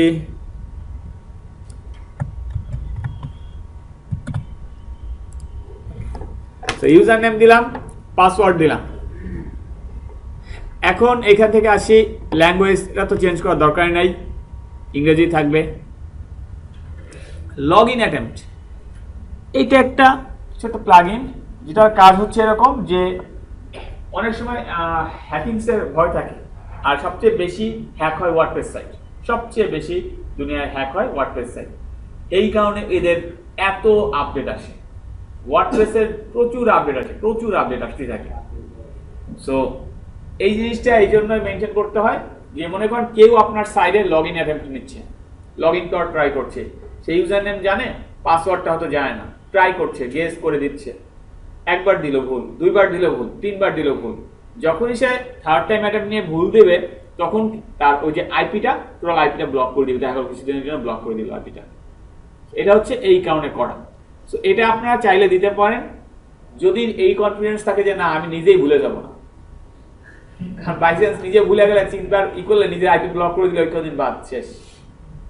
সো এটা ইচ্ছা দিলে দিতে পারেন, না দিলে নাই, কোনো প্রবলেম নেই এটা। আচ্ছা, এবার আসি আমাদের মেইন যে এটা পার্টটা অ্যাডভান্স অপশন, এটা ইম্পর্টেন্ট। একটু খেয়াল করেন, প্রত্যেকটা সাইডের তো একটা ডেটাবেস থাকে। ডেটাবেস তো বোঝেন, সিএস স্টুডেন্ট না হলেও সমস্যা নেই, ডেটাবেস তো বোঝেন। ডেটাবেস মানে কি, আমার সাইডের ইনফরমেশনগুলো স্টোর হবে এখানে, যা ইনফরমেশন থাকবে স্টোর হবে এখানে। সো এখন কথা হচ্ছে আপনার সাইডের ইনফরমেশন স্টোর করবেন, ওই প্লেসটাকে কি আপনি চাবেন কাউকে এন্ট্রি দিতে ওই প্লেসে? অবশ্যই চাবেন না যে কেউ ওই প্লেস সম্পর্কে জানো কি স্টোর হচ্ছে এখানে। কিন্তু মজার বিষয় হচ্ছে ওয়ার্ডপ্রেসের ডাটাবেস নেম এবং টেবিল প্রিফিক্স এই দুইটা বাই ডিফল্ট এই টাইপে থাকে। এই টাইপে থাকে বলতে গেলে এইখানে WP লেখা থাকে, তারপরে তিনটা যে কোনো ডিজিট, এইখানে WPও থাকে, তারপরে যে কোনো দুইটা অক্ষর। এখন এইটা যেমন আপনারা জানেন, একজন হ্যাকার কি সে জানে না? সেও জানে। যে এখানে প্রথমে WP থাকে 3টা অক্ষর, এখানে প্রথমে WP থাকে 2টা যে কোনো লেটার। এখন কথা হচ্ছে তার মানে 5টা ডিজিটের মধ্যে 2টা ডিজিট তো সে জানিয়ে গেল, আর 3টা কি গেস করে করে হইলেও তো হয়ে যেতে পারে, যে কয়বার করুক একবার একবার হলেও তো হতে পারে। সো বিষয়টা কি ইজি হয়ে যাচ্ছে তার জন্য। এখন নর্মালি যারা জানে না তারা এই অ্যাডভান্স অপশনে যায় না, তারা এখান থেকে জাস্ট ইনস্টলে ক্লিক করে, ইনস্টল কমপ্লিট, কোনো সমস্যা নেই, ইনস্টল ক্লিক করলে ইনস্টল হয়ে যাবে, কোনো প্রবলেম নেই। কিন্তু প্রবলেম যেটা হয় সেটা হচ্ছে আপনি যদি এখানে এটা চেঞ্জ না করেন তাহলে তো এই জিনিসটা ইনসিকিউর হয়ে গেল। কারণ একজন হ্যাকার যে সে এইরকম পাপড়িদেরই খোঁজে যারা কিনা এই ধরনের কাজ করে, চেঞ্জ করে না, কোনো রকমই করে না। এইখানে আপনাকে চেঞ্জ করতে হবে। এই ডাটাবেস নেম আপনি আপনার মতো করে মনে করেন চেঞ্জ করে দিয়ে দেন। এইখানে আপনি সর্বোচ্চ 7টা ডিজিট রাখতে পারবেন, সর্বোচ্চ 7টা। এইখানে 7টা দেওয়ার দরকার নেই, আমরা 5টার মধ্যেই থাকি, ছোট কিছু দিই যেটা কিনা মনে করেন গেস করা। ওকে, সো তবে লাস্টে আন্ডারস্কোর থাকবে, আন্ডারস্কোর মোছা যাবে না। আচ্ছা, কিন্তু সর্বোচ্চ কয়টা দিয়ে দিবো স্যার? 7টা। 7টা। সেটা যে কোনো একটা ইউজ করতে পারবো? এত চিন্তা লাগবে না, জীবনে আর এই জিনিসে হাত দেবেন না। এই যে করতেছেন না, এই পর্যন্তই শেষ, এই ফাইলটায় জীবনে আর হাত দেওয়া লাগবে না। আচ্ছা, এখন কথা হচ্ছে আমি দিলাম, সো এই দুইটা কিন্তু তুলনামূলক গেস করা একটু কঠিন হয়ে যাবে, রাইট? এইটা সে গেস করাটা এত সহজ হবে না। So, আমি আমার টেবিল প্রিফিক্স এবং ডাটাবেস নেম এই দুইটাকে চেঞ্জ করে দিব। সোজা কথা হচ্ছে এটা, আমি এই দুটাকে চেঞ্জ করে একটা হিজিবিজি টাইপের কিছু দিব যে তার বুঝতে প্রবলেম হয়। আচ্ছা, এবার আসি নিচে। সো আমরা এখানে টেবিল প্রিফিক্স এবং ডাটাবেস নেম সেট করে দিলাম, দেওয়ার পরে এবার আসে আমরা তার পরে অপশন ডিসেবল আপডেট নোটিফিকেশন। আপনি কি চাচ্ছেন যেমন ওয়ার্ডপ্রেসের ড্যাশবোর্ডে যে কোনো আপডেট আসলে নোটিফিকেশন যায় না যে এটা আপডেট আসছে, সো আপনি কি চাচ্ছেন ডিসেবল করে রাখতে? বিরক্তি লাগে আপনার? না, এটা বিরক্তি লাগার কিছু নাই, যে আপনার অবশ্যই আপডেট রাখতে হবে, সব কিছু আপনি যা ইউজ করেন আপডেট রাখতে হবে। সো আমি এটাকে ডিসেবল করতে চাচ্ছি না, তার মানে আমি এখানে কি দেবো? ফাঁকা থাকবে। অটো আপগ্রেড, আপনি কি চান যে আপনার সাইডে অটো আপগ্রেড হোক? যদি চান ইয়েস দিবেন, না চাইলে নাই। অটো আপগ্রেড ওয়ার্ডপ্রেস প্লাগইন, কোনো সমস্যা আছে স্যার? কোনো সমস্যা নেই, এটাই বলো। দেন হ্যাঁ। অটো আপগ্রেড ওয়ার্ডপ্রেস প্লাগইন, যে ওয়ার্ডপ্রেসে যে প্লাগইনগুলো ইউজ করবেন এটা অটো আপগ্রেড দিবেন। ঠিক, অটো আপগ্রেড ওয়ার্ডপ্রেস থিম দিয়ে লাভ না, এটা অটো আপগ্রেড নেয় না। ব্যাকআপ, ব্যাকআপ আমরা অ্যাকচুয়ালি এইভাবে ইউজ করি না, এটা দিয়া ব্যাকআপ আমরা ভিতরে অন্য প্লাগইন ইউজ করে ব্যাকআপটা দেই। সো এখানে ব্যাকআপ না রাখলেও চলবে, এখানে যেমন আছে থাক, আমার ডোন্ট ব্যাকআপ, ব্যাকআপ দরকার নাই। এইখানে সে কিছু ডেমো থিম দিচ্ছে, আপনি চাইলে এখান থেকে থিম চুজ করে নিতে পারেন এবং সেই থিমটাকে সিলেক্ট করে দিয়ে দিলে সেই থিমটাই আপনার জন্য ইনস্টল করবে। আমার এই কাজ কমপ্লিট। এবার আমি যদি ইনস্টলে ক্লিক করি, ইনস্টল ডান। আরেকবার বলবো? আচ্ছা, অ্যাট ফার্স্ট আমরা ইনস্টলে ক্লিক করার পর এরকম একটা মেনু আসবে। মেনু আসার পরে প্রথম কাজ হচ্ছে আমার প্রোটোকল চুজ করে দেওয়া, যেটা আমরা আমাদের বেস্ট প্র্যাকটিস হচ্ছে HTTP www চুজ করব, আদার্স কোনো কিছু যাব না। এরপর আসবেন আপনার domain name selection. Domain name হচ্ছে আপনার এখানে, আপনি জানেন যে একটা হোস্টিং আন্ডারে শেয়ার হোস্টিং এর 3টে ডোমেইন রাখতে পারছেন। সো আপনার হতে পারে 2টা ডোমেইন আছে, সো এখানে ক্লিক করলে সে দেখাবে যেটা আপনার ইচ্ছে, যেটাতে ওয়ার্ডপ্রেস ইনস্টল করতে চান সেটা সিলেক্ট করে দিবেন। এখানে না থাকলেও দেখাবে না। না থাকলে দেখাবে না, তাহলে তো ওয়ার্ডপ্রেস ইনস্টল করতে পারবেন না। ইন ডিরেক্টরি এটা ফাঁকা, এখানে কিছু রাখবেন না, ইন ডিরেক্টরি ফাঁকা থাকবে।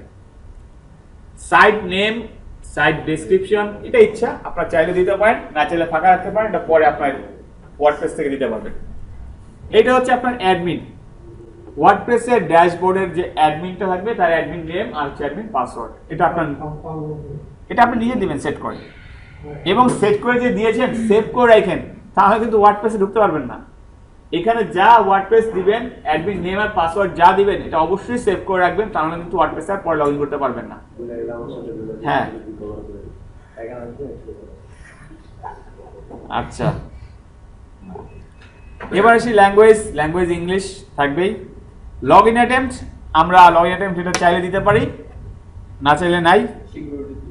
হ্যাঁ, ডেটাবেস আমরা জাস্ট এই দুটো চেঞ্জ করে দিব, ডেটাবেস নেম, টেবিল প্রিফিক্স এই দুটোকে চেঞ্জ করে দিব, কারণ বলেছি রিজনটা কি। আদার্স এই অপশনগুলো ইচ্ছা আপনি যেটা চুজ করতে পারেন। কাজ শেষ, আমরা এখানে ইনস্টলে ক্লিক করলাম।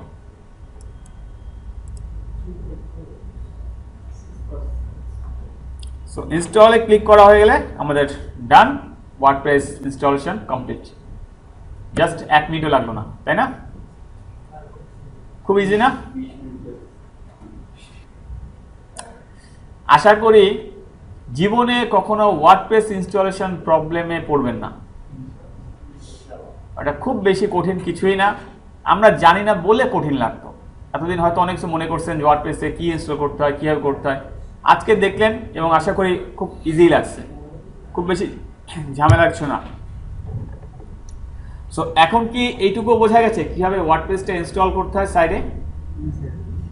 সো যারা নিজস্ব ডোমেইন হোস্টিং আছে ইনস্টল করে ফেলেন, আপনাদের নিজস্ব ডোমেইন হোস্টিংয়ে এটা ইনস্টল করে ফেলেন সবাই। আচ্ছা, যাদের নাই তারা ওয়েট করেন, যদি বায়ার আপনাকে এই সুযোগ দিবে না ওয়ার্ডপ্রেস ইনস্টল করার, ওই চিন্তা করে লাভ নেই। নিজের যদি জীবনে কোনদিন হয় এটা করতে হবে, তা না হলে আপনার জাস্ট বাইরের সাইডে কাজ করতে পারবেন, কাজ করার এক্সপিরিয়েন্সটা নিয়ে। দয়া করে ক্লাসে ফ্রির কোনো কথা তুলবেন না। আমি আমার ক্লাস স্টুডেন্ট একটা জিনিস বলি, ফ্রির জিনিসের ফাঁদে পড়েন না, এর অনেক ঝামেলা আছে।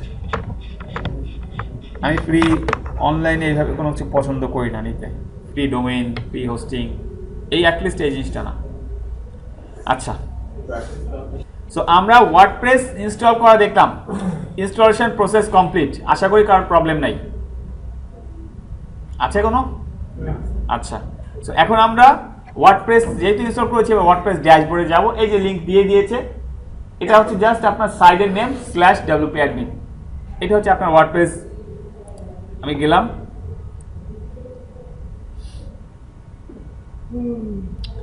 আপনার ওয়ার্ডপ্রেস লগ ইন দিচ্ছে। সো ইউজার নেম পাসওয়ার্ড দিবেন, এইভাবে ড্যাশবোর্ডটা আসবে আপনাদের ওয়ার্ডপ্রেসের। ইউজার নেম পাসওয়ার্ড দেওয়ার পরে লগ ইন।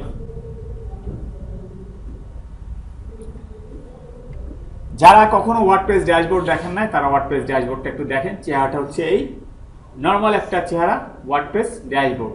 এটা হচ্ছে ওয়ার্ডপ্রেসের ড্যাশবোর্ড। আপনারা যখন বাইরের কাজ করতে যাবেন এরকম একটা ড্যাশবোর্ড আপনারা দেখতে পাবেন, যেখানে আপনাদের বাইরের জন্য কাজ করতে হবে।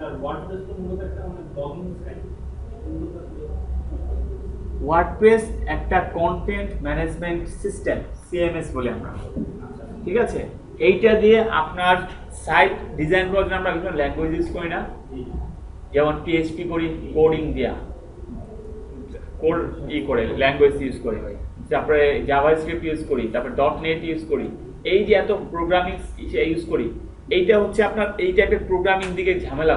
এইটার মেইনলি কাজ হয় প্লাগইন ইউজ করি, মানে এটা বলতে গেলে ড্র্যাগ অ্যান্ড ড্রপ টাইপের কাজ বাদ এখানে বেশি, ঠিক আছে? হ্যাঁ হ্যাঁ, আপনার সাইডের ওটাই ভিজিবল হবে সাইডের উপর। যেমন দেখেন এখন আমার এতক্ষণ কিন্তু আমার সাইট ওয়ার্ডপ্রেস ইনস্টল করা ছিল না, এখন ইনস্টল করেছি। এবার আমি আমার সাইটে ভিজিট করি, এই যে ভিজিট সাইটে যে ভিজিট করি, দেখেন এই যে এখন সে আমার সাইট দেখাচ্ছে, এই যে তোমার সাইট এই পর্যন্ত, তোমার সাইট রেডি। এবার তুমি ডিজাইন করতে যা চেঞ্জ চাও করো, পোস্ট দাও, আস্তে আস্তে সব লাইভ হবে। এবার আমি এইখানে কি চেঞ্জ আনবো ওইখান থেকে দেখবো আর চেঞ্জ আনবো, দেখবো চেঞ্জ আনবো, এইটা হচ্ছে আমার এখানে কাজ। আচ্ছা, এবার ওয়ার্ডপ্রেস ইনস্টলেশন হয়ে গেলে আমরা দুটা জিনিস একটু চেঞ্জ সাথে সাথে করে নেব। দুটা জিনিস চেঞ্জ সাথে সাথে করবো বলতে গেলে কি, দুটা জিনিসের মধ্যে একটা জিনিস হচ্ছে এটা,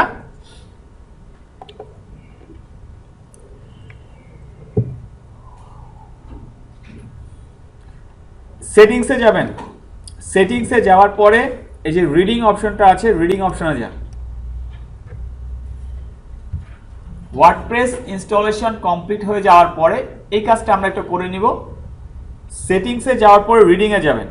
রিডিংয়ে যাওয়ার পরে এখানে দেখেন সার্চ ইঞ্জিন ভিজিবিলিটি একটা অপশন আছে, এই যে সার্চ ইঞ্জিন ভিজিবিলিটি, এইটাকে টিক করে দেন, মানে আপনি এটাকে রাইট মার্ক করে দেন এবং সেভ দেন।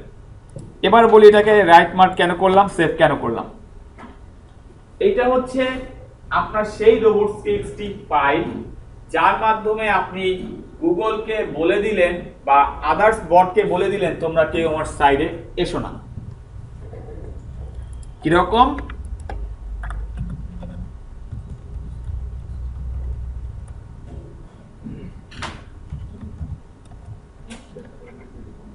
দেখেন robots.txt তে কি বলা আছে, সব ইউজার এজেন্টকে কি করা আছে, ডিসঅ্যালাউ করা আছে। এটা কি আপনার করতে হয়েছে কোথাও, যে জাস্ট একটা টিক মার্ক করেছেন, হয়ে গেছে। এখন কথা হচ্ছে এই যে টিক মার্ক করলেন হয়ে গেল, এটা অ্যাকচুয়ালি কেন করা? আপনার সাইট তো রেডি না, কেবল আপনি সাইটটা ইনস্টল করেছেন ওয়ার্ডপ্রেস। সো এমন তো হতে পারে গুগল বট এসে বসে আছে, সে আপনার সাইটকে ইন্ডেক্স করতে যাচ্ছে, কিন্তু ইন্ডেক্স করলে তো সে একটা বাজে ইম্প্যাক্ট নিয়ে যাবে না, কারণ এখানে তো ভালো ইনফরমেশন নাই, আপনার সাইটটা কোনো স্ট্রাকচার করতে দাঁড়ায়নি ঠিক মতো না। এই জিনিসটা যাতে না হয়, সে যাতে আপনার সাইট ভিজিট করতে না পারে, বিষয়টা এরকম, তুমি আমার সাইটে তখনই আসো যখন আমার সাইট প্রপারলি রেডি থাকবে, তার আগে না। এই কারণে তাকে ডিসকারেজ করে দেয়া। আচ্ছা, তখন এখানে সে টিকটা উঠাই দেবেন, হ্যাঁ শেষ। এখন অনেকে আছে ডিসকারেজ করতে মনে থাকে, ডিসকারেজের টিকটা উঠাতে মনে থাকে না, সাইট রেডি করে সে সব শেষ বসে থাকে, কি জানো সাইট ইন্ডেক্স হয় না কেন? অনেক কিছু করে, প্রত্যেকদিন চেক করে দিয়া সাইট ইন্ডেক্স হয় না, মনে ছোট্ট একটা কাজ তো ভুলে যাওয়ার সময়, সেই জিনিসটা মনে রেখেন। সেকেন্ড যে জিনিসটা সেটা হচ্ছে আপনারা এখান থেকে এই যে সাইট সেটিংসের মধ্যে পার্মালিঙ্ক বলে একটা অপশন আছে, এই যে পার্মালিঙ্ক এটাই ক্লিক করবেন। সেটিংসে যে পার্মালিঙ্কে যাবেন, দেখেন বাই ডিফল্ট একটা পার্মালিঙ্ক সে সেট করে দিয়েছে। কিরকম আসবে আপনার সাইটের পার্মালিঙ্ক? এরকম, আপনার সাইটের নাম /ডেট/ তারপরে হচ্ছে আপনি যা পোস্ট দিবেন ওই পোস্টের পার্মালিঙ্কটা বা ইউআরএলটা দিবেন। কিন্তু এইখানে কি এটা কি এসইও ফ্রেন্ডলি? কখনো না। তাহলে এখানে এসইও ফ্রেন্ডলি কোনটা? পোস্ট নেম, এটা হচ্ছে আমার এসইও ফ্রেন্ডলি, যে সরাসরি আমার সাইট শেষ স্ল্যাশ দিয়ে আমার পোস্টের ইউআরএল চলে আসবে। সো আমরা এখান থেকে এইটাকে চুজ করে দিব, যে পোস্ট নেম দিয়ে সেভ করে দেন। এখন হবে কি, সে আপনার যে ইউআরএল আপনি তৈরি করেন অটোমেটিক্যালি সে এই টাইপের ইউআরএল স্ট্রাকচারটা সে আপনাকে দেখাবে। এই দুইটা কাজ করে নেওয়ার কারণ হচ্ছে এটাই, যে অ্যাট ফার্স্ট আমরা যাতে কোনো রকমের ঝামেলা না হয় কাজ করতে, আমরা যখন কাজ শুরু করব যেন আমাদের কোনো ঝামেলা না হয়, পরবর্তীতে অনেক সময় হয়তো পোস্ট দিয়ে ফেলছি মনে নেই তখন আমার এই পার্মানেন্টটা সেট করতে, এইটাতে ঝামেলা না হয়। সো এই যে দুটো জিনিস দেখালাম, এইটুকু ক্লিয়ার যে ওয়ার্ডপ্রেস ইনস্টলেশন পরে আমরা কি করব প্রথমে? আচ্ছা, তো ওয়ার্ডপ্রেসে আপনি যখন কাজ করবেন, এসইওর কাজ, বিশেষ করে ওয়ার্ডপ্রেসে এসইওর কাজ করার জন্য আপনাকে একটা প্লাগইন ইউজ করতে হবে, এবং এই প্লাগইনটা আমরা খুব ইজিভাবে আমাদের হেল্প করে আমরা অন পেজের বিষয়গুলোকে ঠিক করার জন্য। এই প্লাগইনটার নাম হচ্ছে ইয়োস্ট এসইও প্লাগইন। এই প্লাগইনটা আপনারা ইউজ করবেন। এখন প্লাগইন কিভাবে অ্যাড করতে হয় ওয়ার্ডপ্রেসে এটা একটু দেখাই, খেয়াল করেন।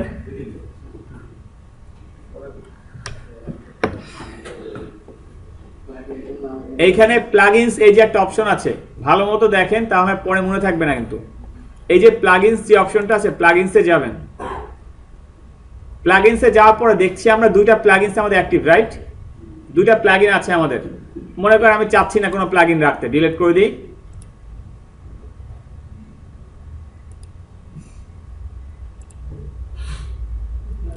সো আমি কোনো প্লাগইন নেই, আমার এখন পুরো ফাঁকা, কোনো প্লাগইন নাই। আমি চাচ্ছি এখন একটা প্লাগইন আনতে, যে প্লাগইনটা হেল্প করবে আপনার এসইও কাজগুলোকে আরো সহজ করবে।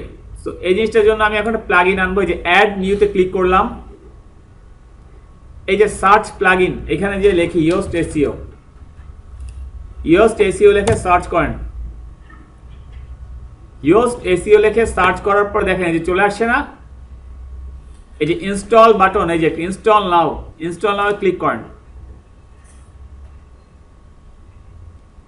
ইনস্টল নাও ক্লিক করার পরে এটা আপনার ড্যাশবোর্ডে চলে আসবে, আস্তে ইনস্টল হবে। হওয়ার পর এটাকে অ্যাক্টিভ করতে হবে।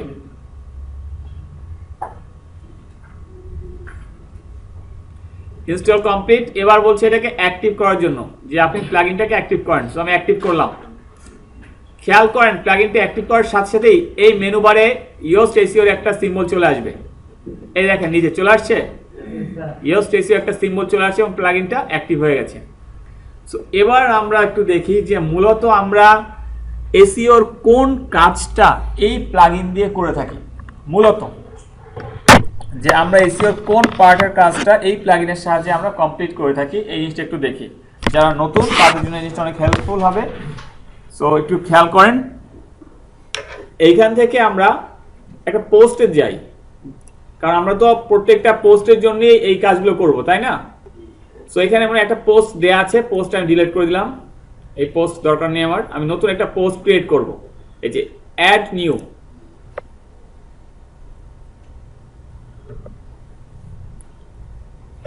একটু খেয়াল করেন,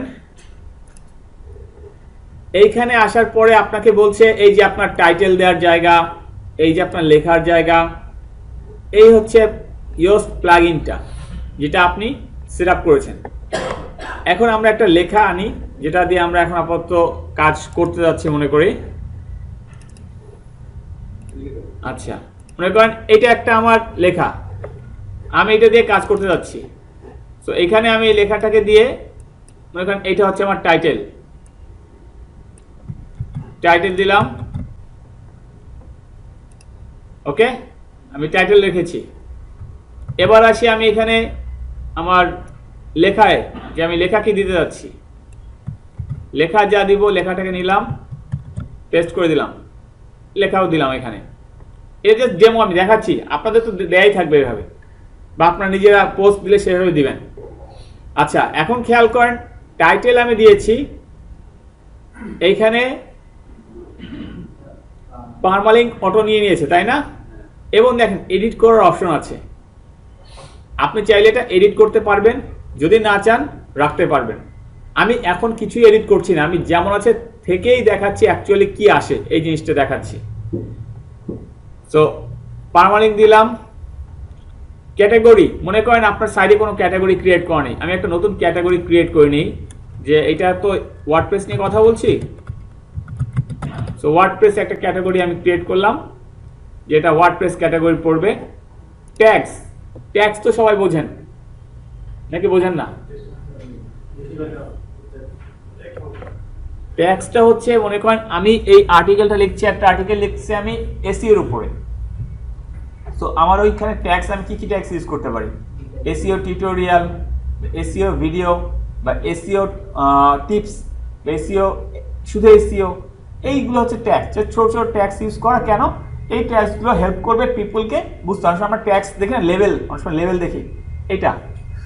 সো হ্যাঁ, ছোট ছোট কিওয়ার্ড আর কি জাস্ট ইউজ করা এখানে। কিন্তু এই ট্যাগসগুলো আমি এখানে মনে করেন দিচ্ছি, এটা ওয়ার্ডপ্রেস, তারপরে এসইও ইয়োস্ট, আমি এই দুইটা ট্যাগ দিলাম। আচ্ছা, ইচ্ছা ট্যাগস শুধু বেশি ইউজ করে লাভ কি? তবে রিলেভেন্ট অবশ্যই হতে হবে, এমন যেন না হয় যে আপনি আপনার ইচ্ছা মতো হ্যাঁ রিলেটেড ট্যাগস দিবেন। আচ্ছা, এবার আছে ফিচার্ড ইমেজ। ফিচার্ড ইমেজটা সবাই তো বোঝেন আশা করি।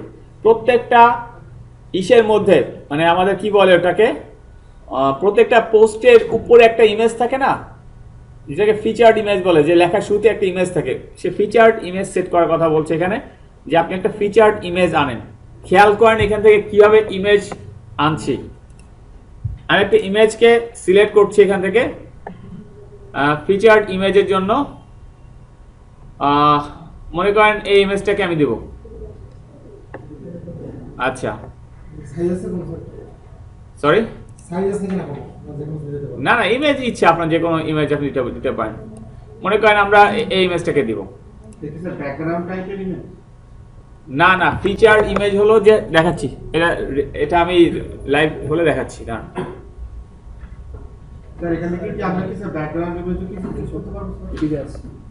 না না, আচ্ছা, এবার এটাকে আমি সেট করলাম, ফিচার ইমেজ হিসেবে সেট করলাম, চলে আসছে ফিচার ইমেজ চলে আসছে। এখন যদি চান আপনি দেখতে কেমন দেখাচ্ছে আপনার পেজ যেটা রেডি করলেন, এই প্রিভিউতে ক্লিক করেন। এই ফিচার্ড ইমেজ কাকে বলে দেখেন, এই যে আপনার এই শুরুতে এই ইমেজটা শো করবে। বেশি বড় হলে লোডিং টাইম বাড়বে। এটা তো অবশ্যই, এটা আপনারা জানেন যে ইমেজের ক্ষেত্রে খেয়াল রাখতে হয় আমাদের। তো এটা হচ্ছে ফিচার্ড ইমেজ সেট করলাম। হ্যাঁ, ফিচার্ড ইমেজ দেওয়া বাধ্যতামূলক বলতে গেলে অনেক সময় কেন এই দেখেছেন না, এই যে ফিচার্ড ইমেজটা কেন দেয় মূলত একটু দেখাই। কেউ কি বাকি আছেন এটা লিখতে? এই যে মনে করেন এখানে যে পোস্টগুলো দেয়া আছে এইগুলো হচ্ছে ফিচার্ড ইমেজ। এই যে দেখেন একটু সামান্য ডেসক্রিপশন দেয়া, একটা ইমেজ দেয়া, এইভাবে করে ফিচার্ড ইমেজ দিয়ে দিতে হয়, কারণ ইমেজ দিলে অ্যাকচুয়ালি ইউজারের অ্যাট্রাকশনটা গ্রাব করে, জাস্ট এই জন্য।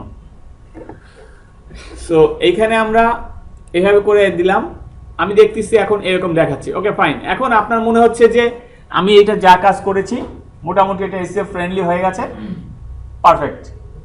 এটা হচ্ছে বায়ার নিজের দিক থেকে বায়ার চিন্তা করবে, কিন্তু এবার হচ্ছে আপনার দিক থেকে আপনি কি ভাবছেন, এটা হচ্ছে বিষয়।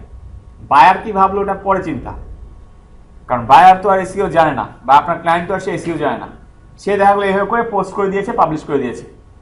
এবার হচ্ছে আপনার কাজ, আপনি যে কাজটা করবেন এই পোস্টে যাওয়ার পরে আপনি ইয়োস্ট এসইও প্লাগইনটা ইনস্টল করবেন।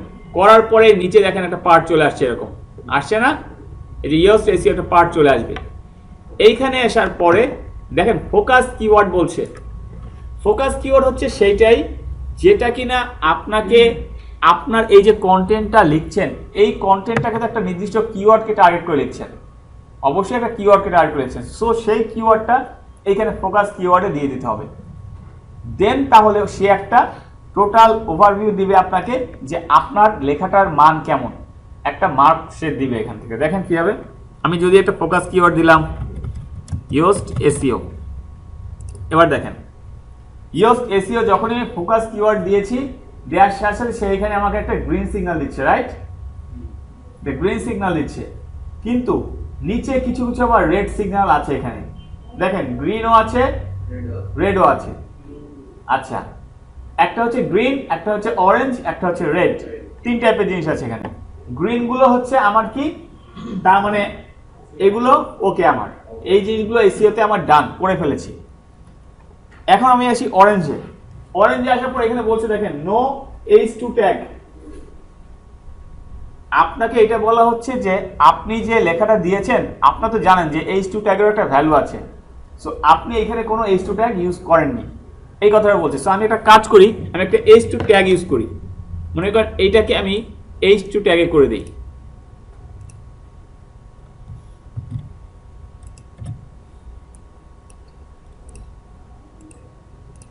H2 ট্যাগে করলাম, আর মনে করেন এখানে আমি একটা আরেকটা H2 ট্যাগ করি।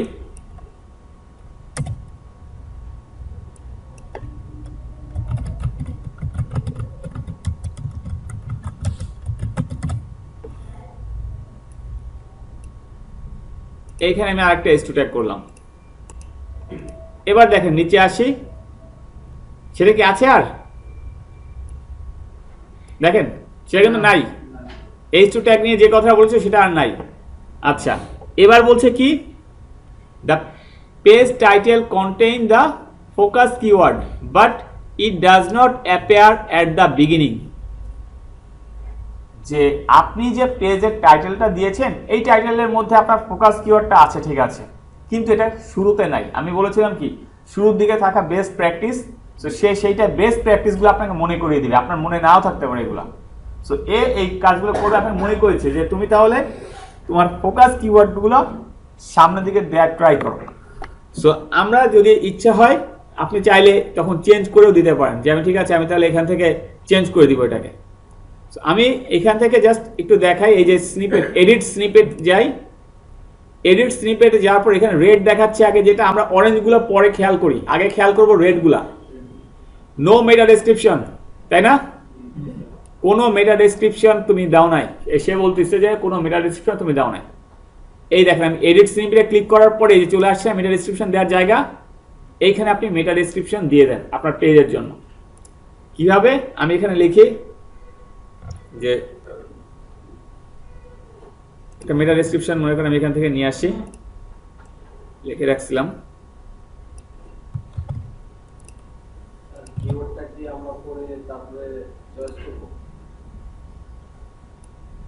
কিওয়ার্ড আগে চয়েস করবেন, পরে চয়েস করবেন কেন? বাইরের পোস্ট, আচ্ছা বাইরের পোস্ট তো দেয়াই থাকবে। হ্যাঁ, প্রথম কথা ওইটা তো টাইটেল দেখলে আপনি বুঝবেন যে কিওয়ার্ড কি ফোকাস করেছে সে। আপনাকে সেই কিওয়ার্ডটাকে ফোকাস কিওয়ার্ডে বসতে হবে, দেন তারপর অপটিমাইজ করতে হবে পেজটাকে। সো এখন দেখেন আমি এখানে আমি দিলাম এইটাকে দিয়ে মেটা ডেসক্রিপশন দিয়েছি, গ্রিন সিগন্যাল দিয়েছে যে হ্যাঁ মেটা ডেসক্রিপশন ফাইন, তুমি মেটা ডেসক্রিপশন দিয়েছো এবং ওকে। সো এবার আমি একটু নিচে আসি। এবার দেখেন লালের মধ্যে মেটা ডেসক্রিপশন পার্ট চলে গেছে না? মেটা ডেসক্রিপশন তো আর নাই। এখন এই যে অংশটা এসইও টাইটেল, এই অংশটা ইম্পর্টেন্ট। কিসে ইম্পর্টেন্ট? আপনি টাইটেল দিয়েছেন এইটা ঠিক আছে, কিন্তু আপনি চাচ্ছেন এসইও টাইটেল হিসেবে মানে এই যে উপরে যে টাইটেলটা দেখাবে এই টাইটেলটা যেন আপনি এইখানে যা দেবেন সেটা শো করে। এইটা কি হবে? আমি এখানে লিখে দিলাম Yoast SEO for WordPress site।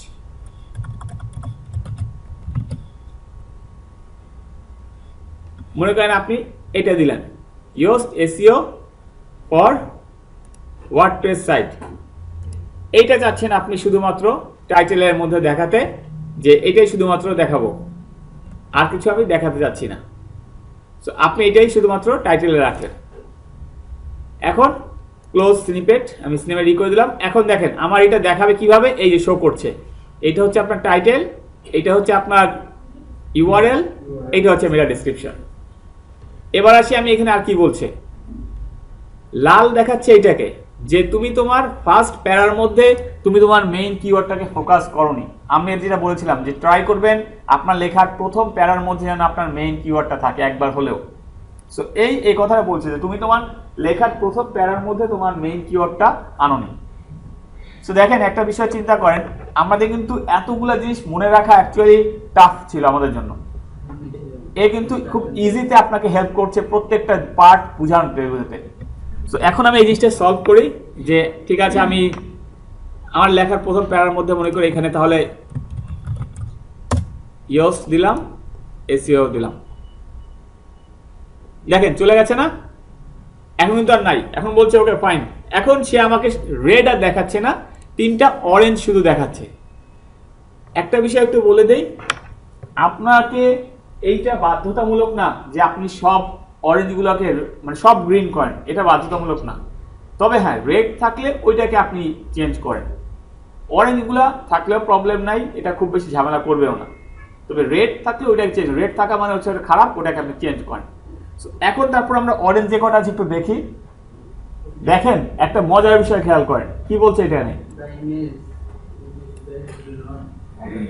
ইমেজের মধ্যে অল্টার ট্যাগ দেয়নি, ইমেজটা আমি আপলোড করছি অল্টার ট্যাগ দেয়নি, সেটাও সে বলে দিচ্ছে যে তুমি ইমেজ দিয়েছো এবং অল্টার ট্যাগ দাও নাই।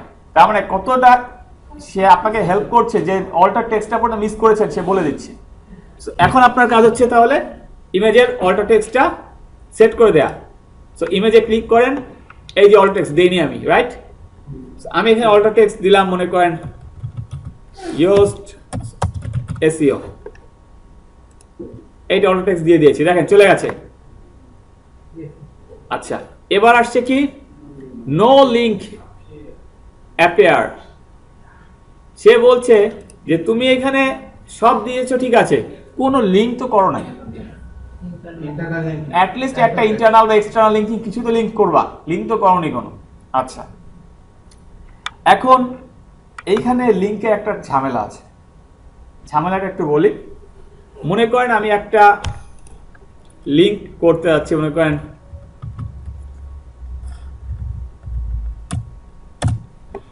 এই পেজটাকে আমি একটা ব্যাকলিংক দিব, কপি করলাম, আমার এই পেজ থেকে একটা লিংক দিব।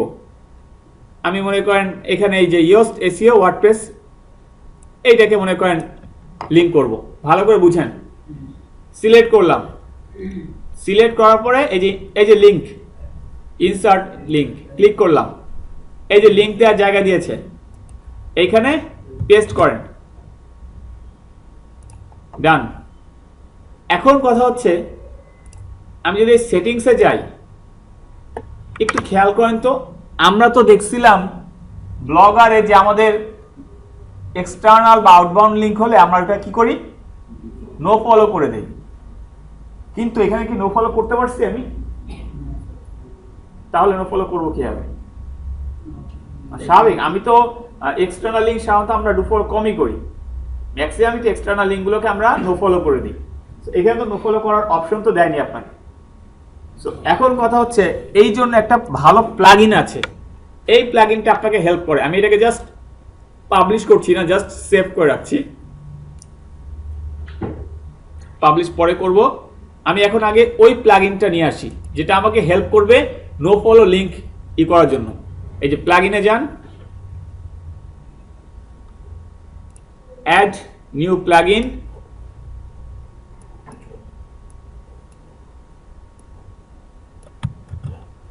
অ্যাড নিউ প্লাগইনে যাওয়ার পরে এখানে সার্চ করেন title and no follow for links, এই প্লাগইনটা দিয়ে সার্চ করবেন title and no follow for links. এই যে দেখেন প্লাগইনটা চলে আসছে। প্লাগইনটা আসলে ইনস্টল নাও, ইনস্টল হয়ে গেছে, জাস্ট অ্যাক্টিভ। ওকে, এই যে প্লাগইনটা আমার অ্যাক্টিভ হয়ে গেছে। এবার আমি আবার আমার পোস্টে যাই, পোস্টে যাই, এই যে এডিট, যেহেতু আমি পাবলিশ করিনি এখনো, এডিট করি।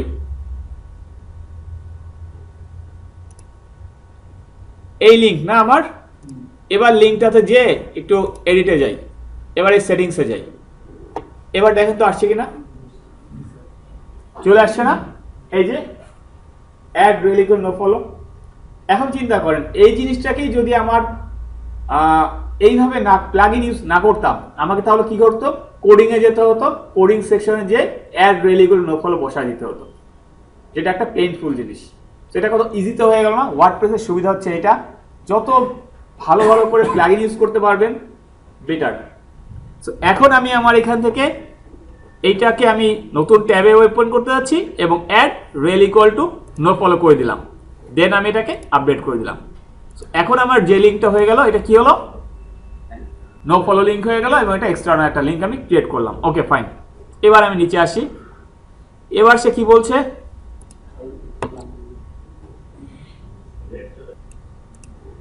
এই পেজে একটা আউটবাউন্ড লিঙ্ক করা হচ্ছে এবং সেটা নো ফলো করা আছে। আচ্ছা, এখানে একটা কথা বলছে যে টাইটেল কন্টেন্ট 28 ক্যারেক্টার, মানে টাইটেল যেটা দিয়েছেন এটা ছোট হয়ে গেছে। আমরা বলছিলাম যে আপনি অ্যাটলিস্ট একটু বড় টাইটেল দিয়েন। সো টাইটেল একটা চেঞ্জ করে দিই, একটু বড় কি দেওয়া যায় বলেন? Years to SEO for WordPress.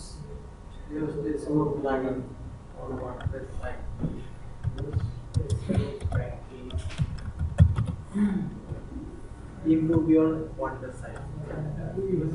Improving your WordPress site. আচ্ছা,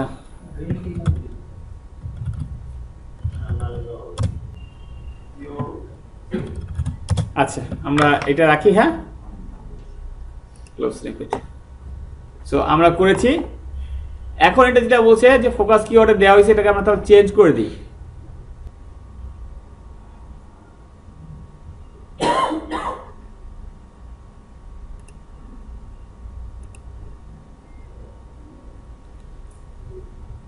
আচ্ছা, এখন দেখেন এখানে আমরা একটা পোস্ট দিলাম, যে পোস্টের এটা হচ্ছে আমার পোস্ট, তাই না? এটা তো আমার পোস্ট, এই পোস্টে আছে আমি এইভাবে দেখায় পোস্টটা। এখন আপনার যদি ভালো লাগে যে হ্যাঁ ঠিক আছে আমার পোস্ট, দেন রাখবেন, তাহলে যদি ভালো না লাগে এখানে চেঞ্জ করবেন। তো দেখি এখানে আর কিছু চেঞ্জ করতে বলে কিনা এরা, শুধু একটাই বলছে এইটা। তো এইটা আমার খেয়াল না করলেও চলবে, এটা আমার দরকার নাই। আমি এইটা একটু চেঞ্জ করি,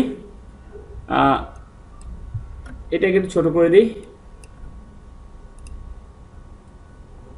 ওকে, আপডেট করি। এবার আমি তাহলে আমার মেইন পেজে যাই, দেখি কেমন দেখায়। এই যে পেজে আসছি, পেজে আসার পর আমাকে দেখাচ্ছে এটা হচ্ছে আমার পোস্ট। এবার পোস্টে ক্লিক করলাম, এই দেখেন আমি প্লাগ চেঞ্জ করেছিলাম যে ইউআরএলটা চলে আসছে এই উপরে, নেন খেয়াল করেন। এবার আপনি এখানে টাইটেল দিয়েছেন এইটা, ও কিন্তু আরেকটা শো করছে। এইটা কিন্তু হচ্ছে দুইটা দেখেন, এইটা কিন্তু আপনার ডবল লাভ হচ্ছে। ডবল লাভ হচ্ছে কি, এই টাইটেলটার জন্য একটা ভ্যালু দিচ্ছে, প্লাস এই টাইটেলের জন্য সে ভ্যালু দিচ্ছে। এই কাজটা কিন্তু আপনি করতে পারতেছেন এখান থেকে খুব ইজিতেই। আচ্ছা, এটা হচ্ছে আপনার ইমেজ যেটা আপনি অল্টার ট্যাগ দিয়েছেন এবং কমপ্লিট। এটা হচ্ছে একটা নো ফলো লিঙ্ক যেটা আপনি করেছেন, এই যে লিখে নো ফলো, বোঝা যাচ্ছে।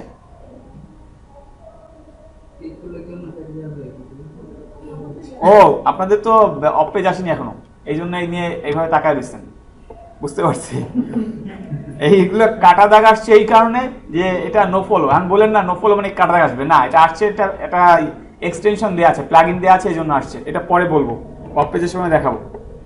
সো আপাতত দৃষ্টিতে এই যে আর্টিকেলটা এখন রেডি করলেন আপনারা, এটা এসইও ফ্রেন্ডলি। আপনি যখন বাইরের কোনো সাইডে কাজ করবেন তখন বাইরের সাইডে দেখো ইওস্ট এসইও প্লাগইন দেওয়া নেই, তার পোস্ট আছে 20টা 30টা পোস্ট আছে, তখন আপনার ফার্স্ট কাজ হবে ইওস্ট এসইও প্লাগইনটা সেট করেন, করার পরে ফোকাস কিওয়ার্ড দিয়ে দেন, তাহলে দেখবেন বাইরের সাইডের প্রবলেমগুলো কি। আপনার নিজেকে ওই ইন্ডিভিজুয়ালি আইডেন্টিফাই করার থেকে এটা বেস্ট হবে, একবারে সে আপনাকে একটা সলিউশন দিয়ে দেবে। এইভাবে করে এসইও ইওস্ট প্লাগইনের সাহায্যে আপনাকে পোস্টগুলো এইভাবে করে সাজাতে হয়। এইটা গেলো জাস্ট পোস্টের পার্ট। এরপরে আরেকটা বিষয় আছে, সেটা হচ্ছে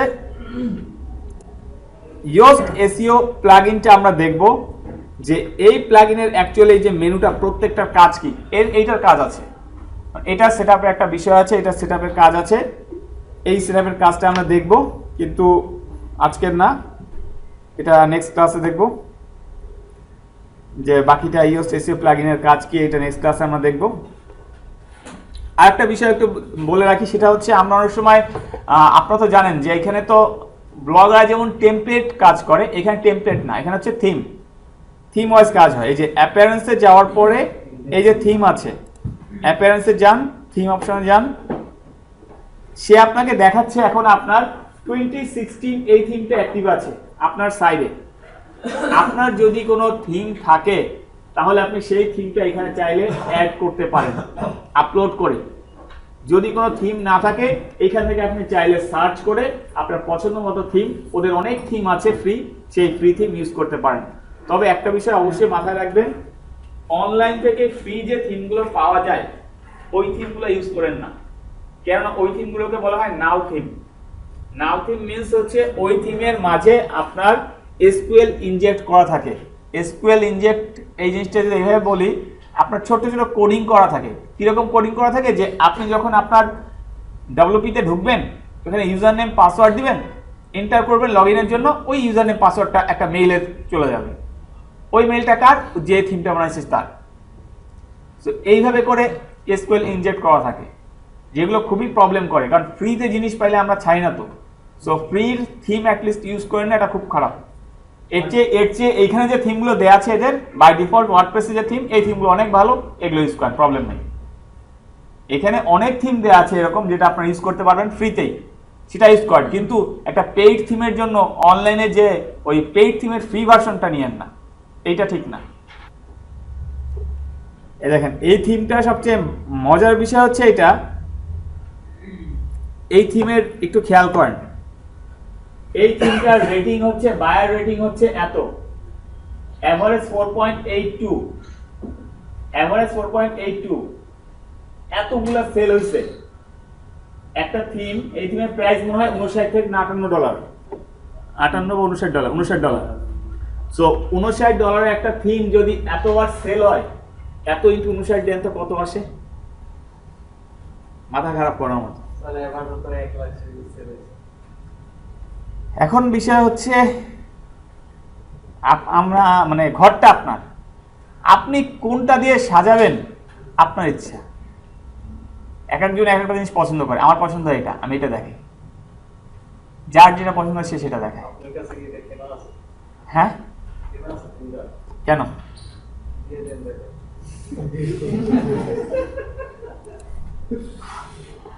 আচ্ছা, আমরা এখানে সো থিম কিভাবে আপলোড করতে হয় জাস্ট এটা প্রসেসটা বললাম।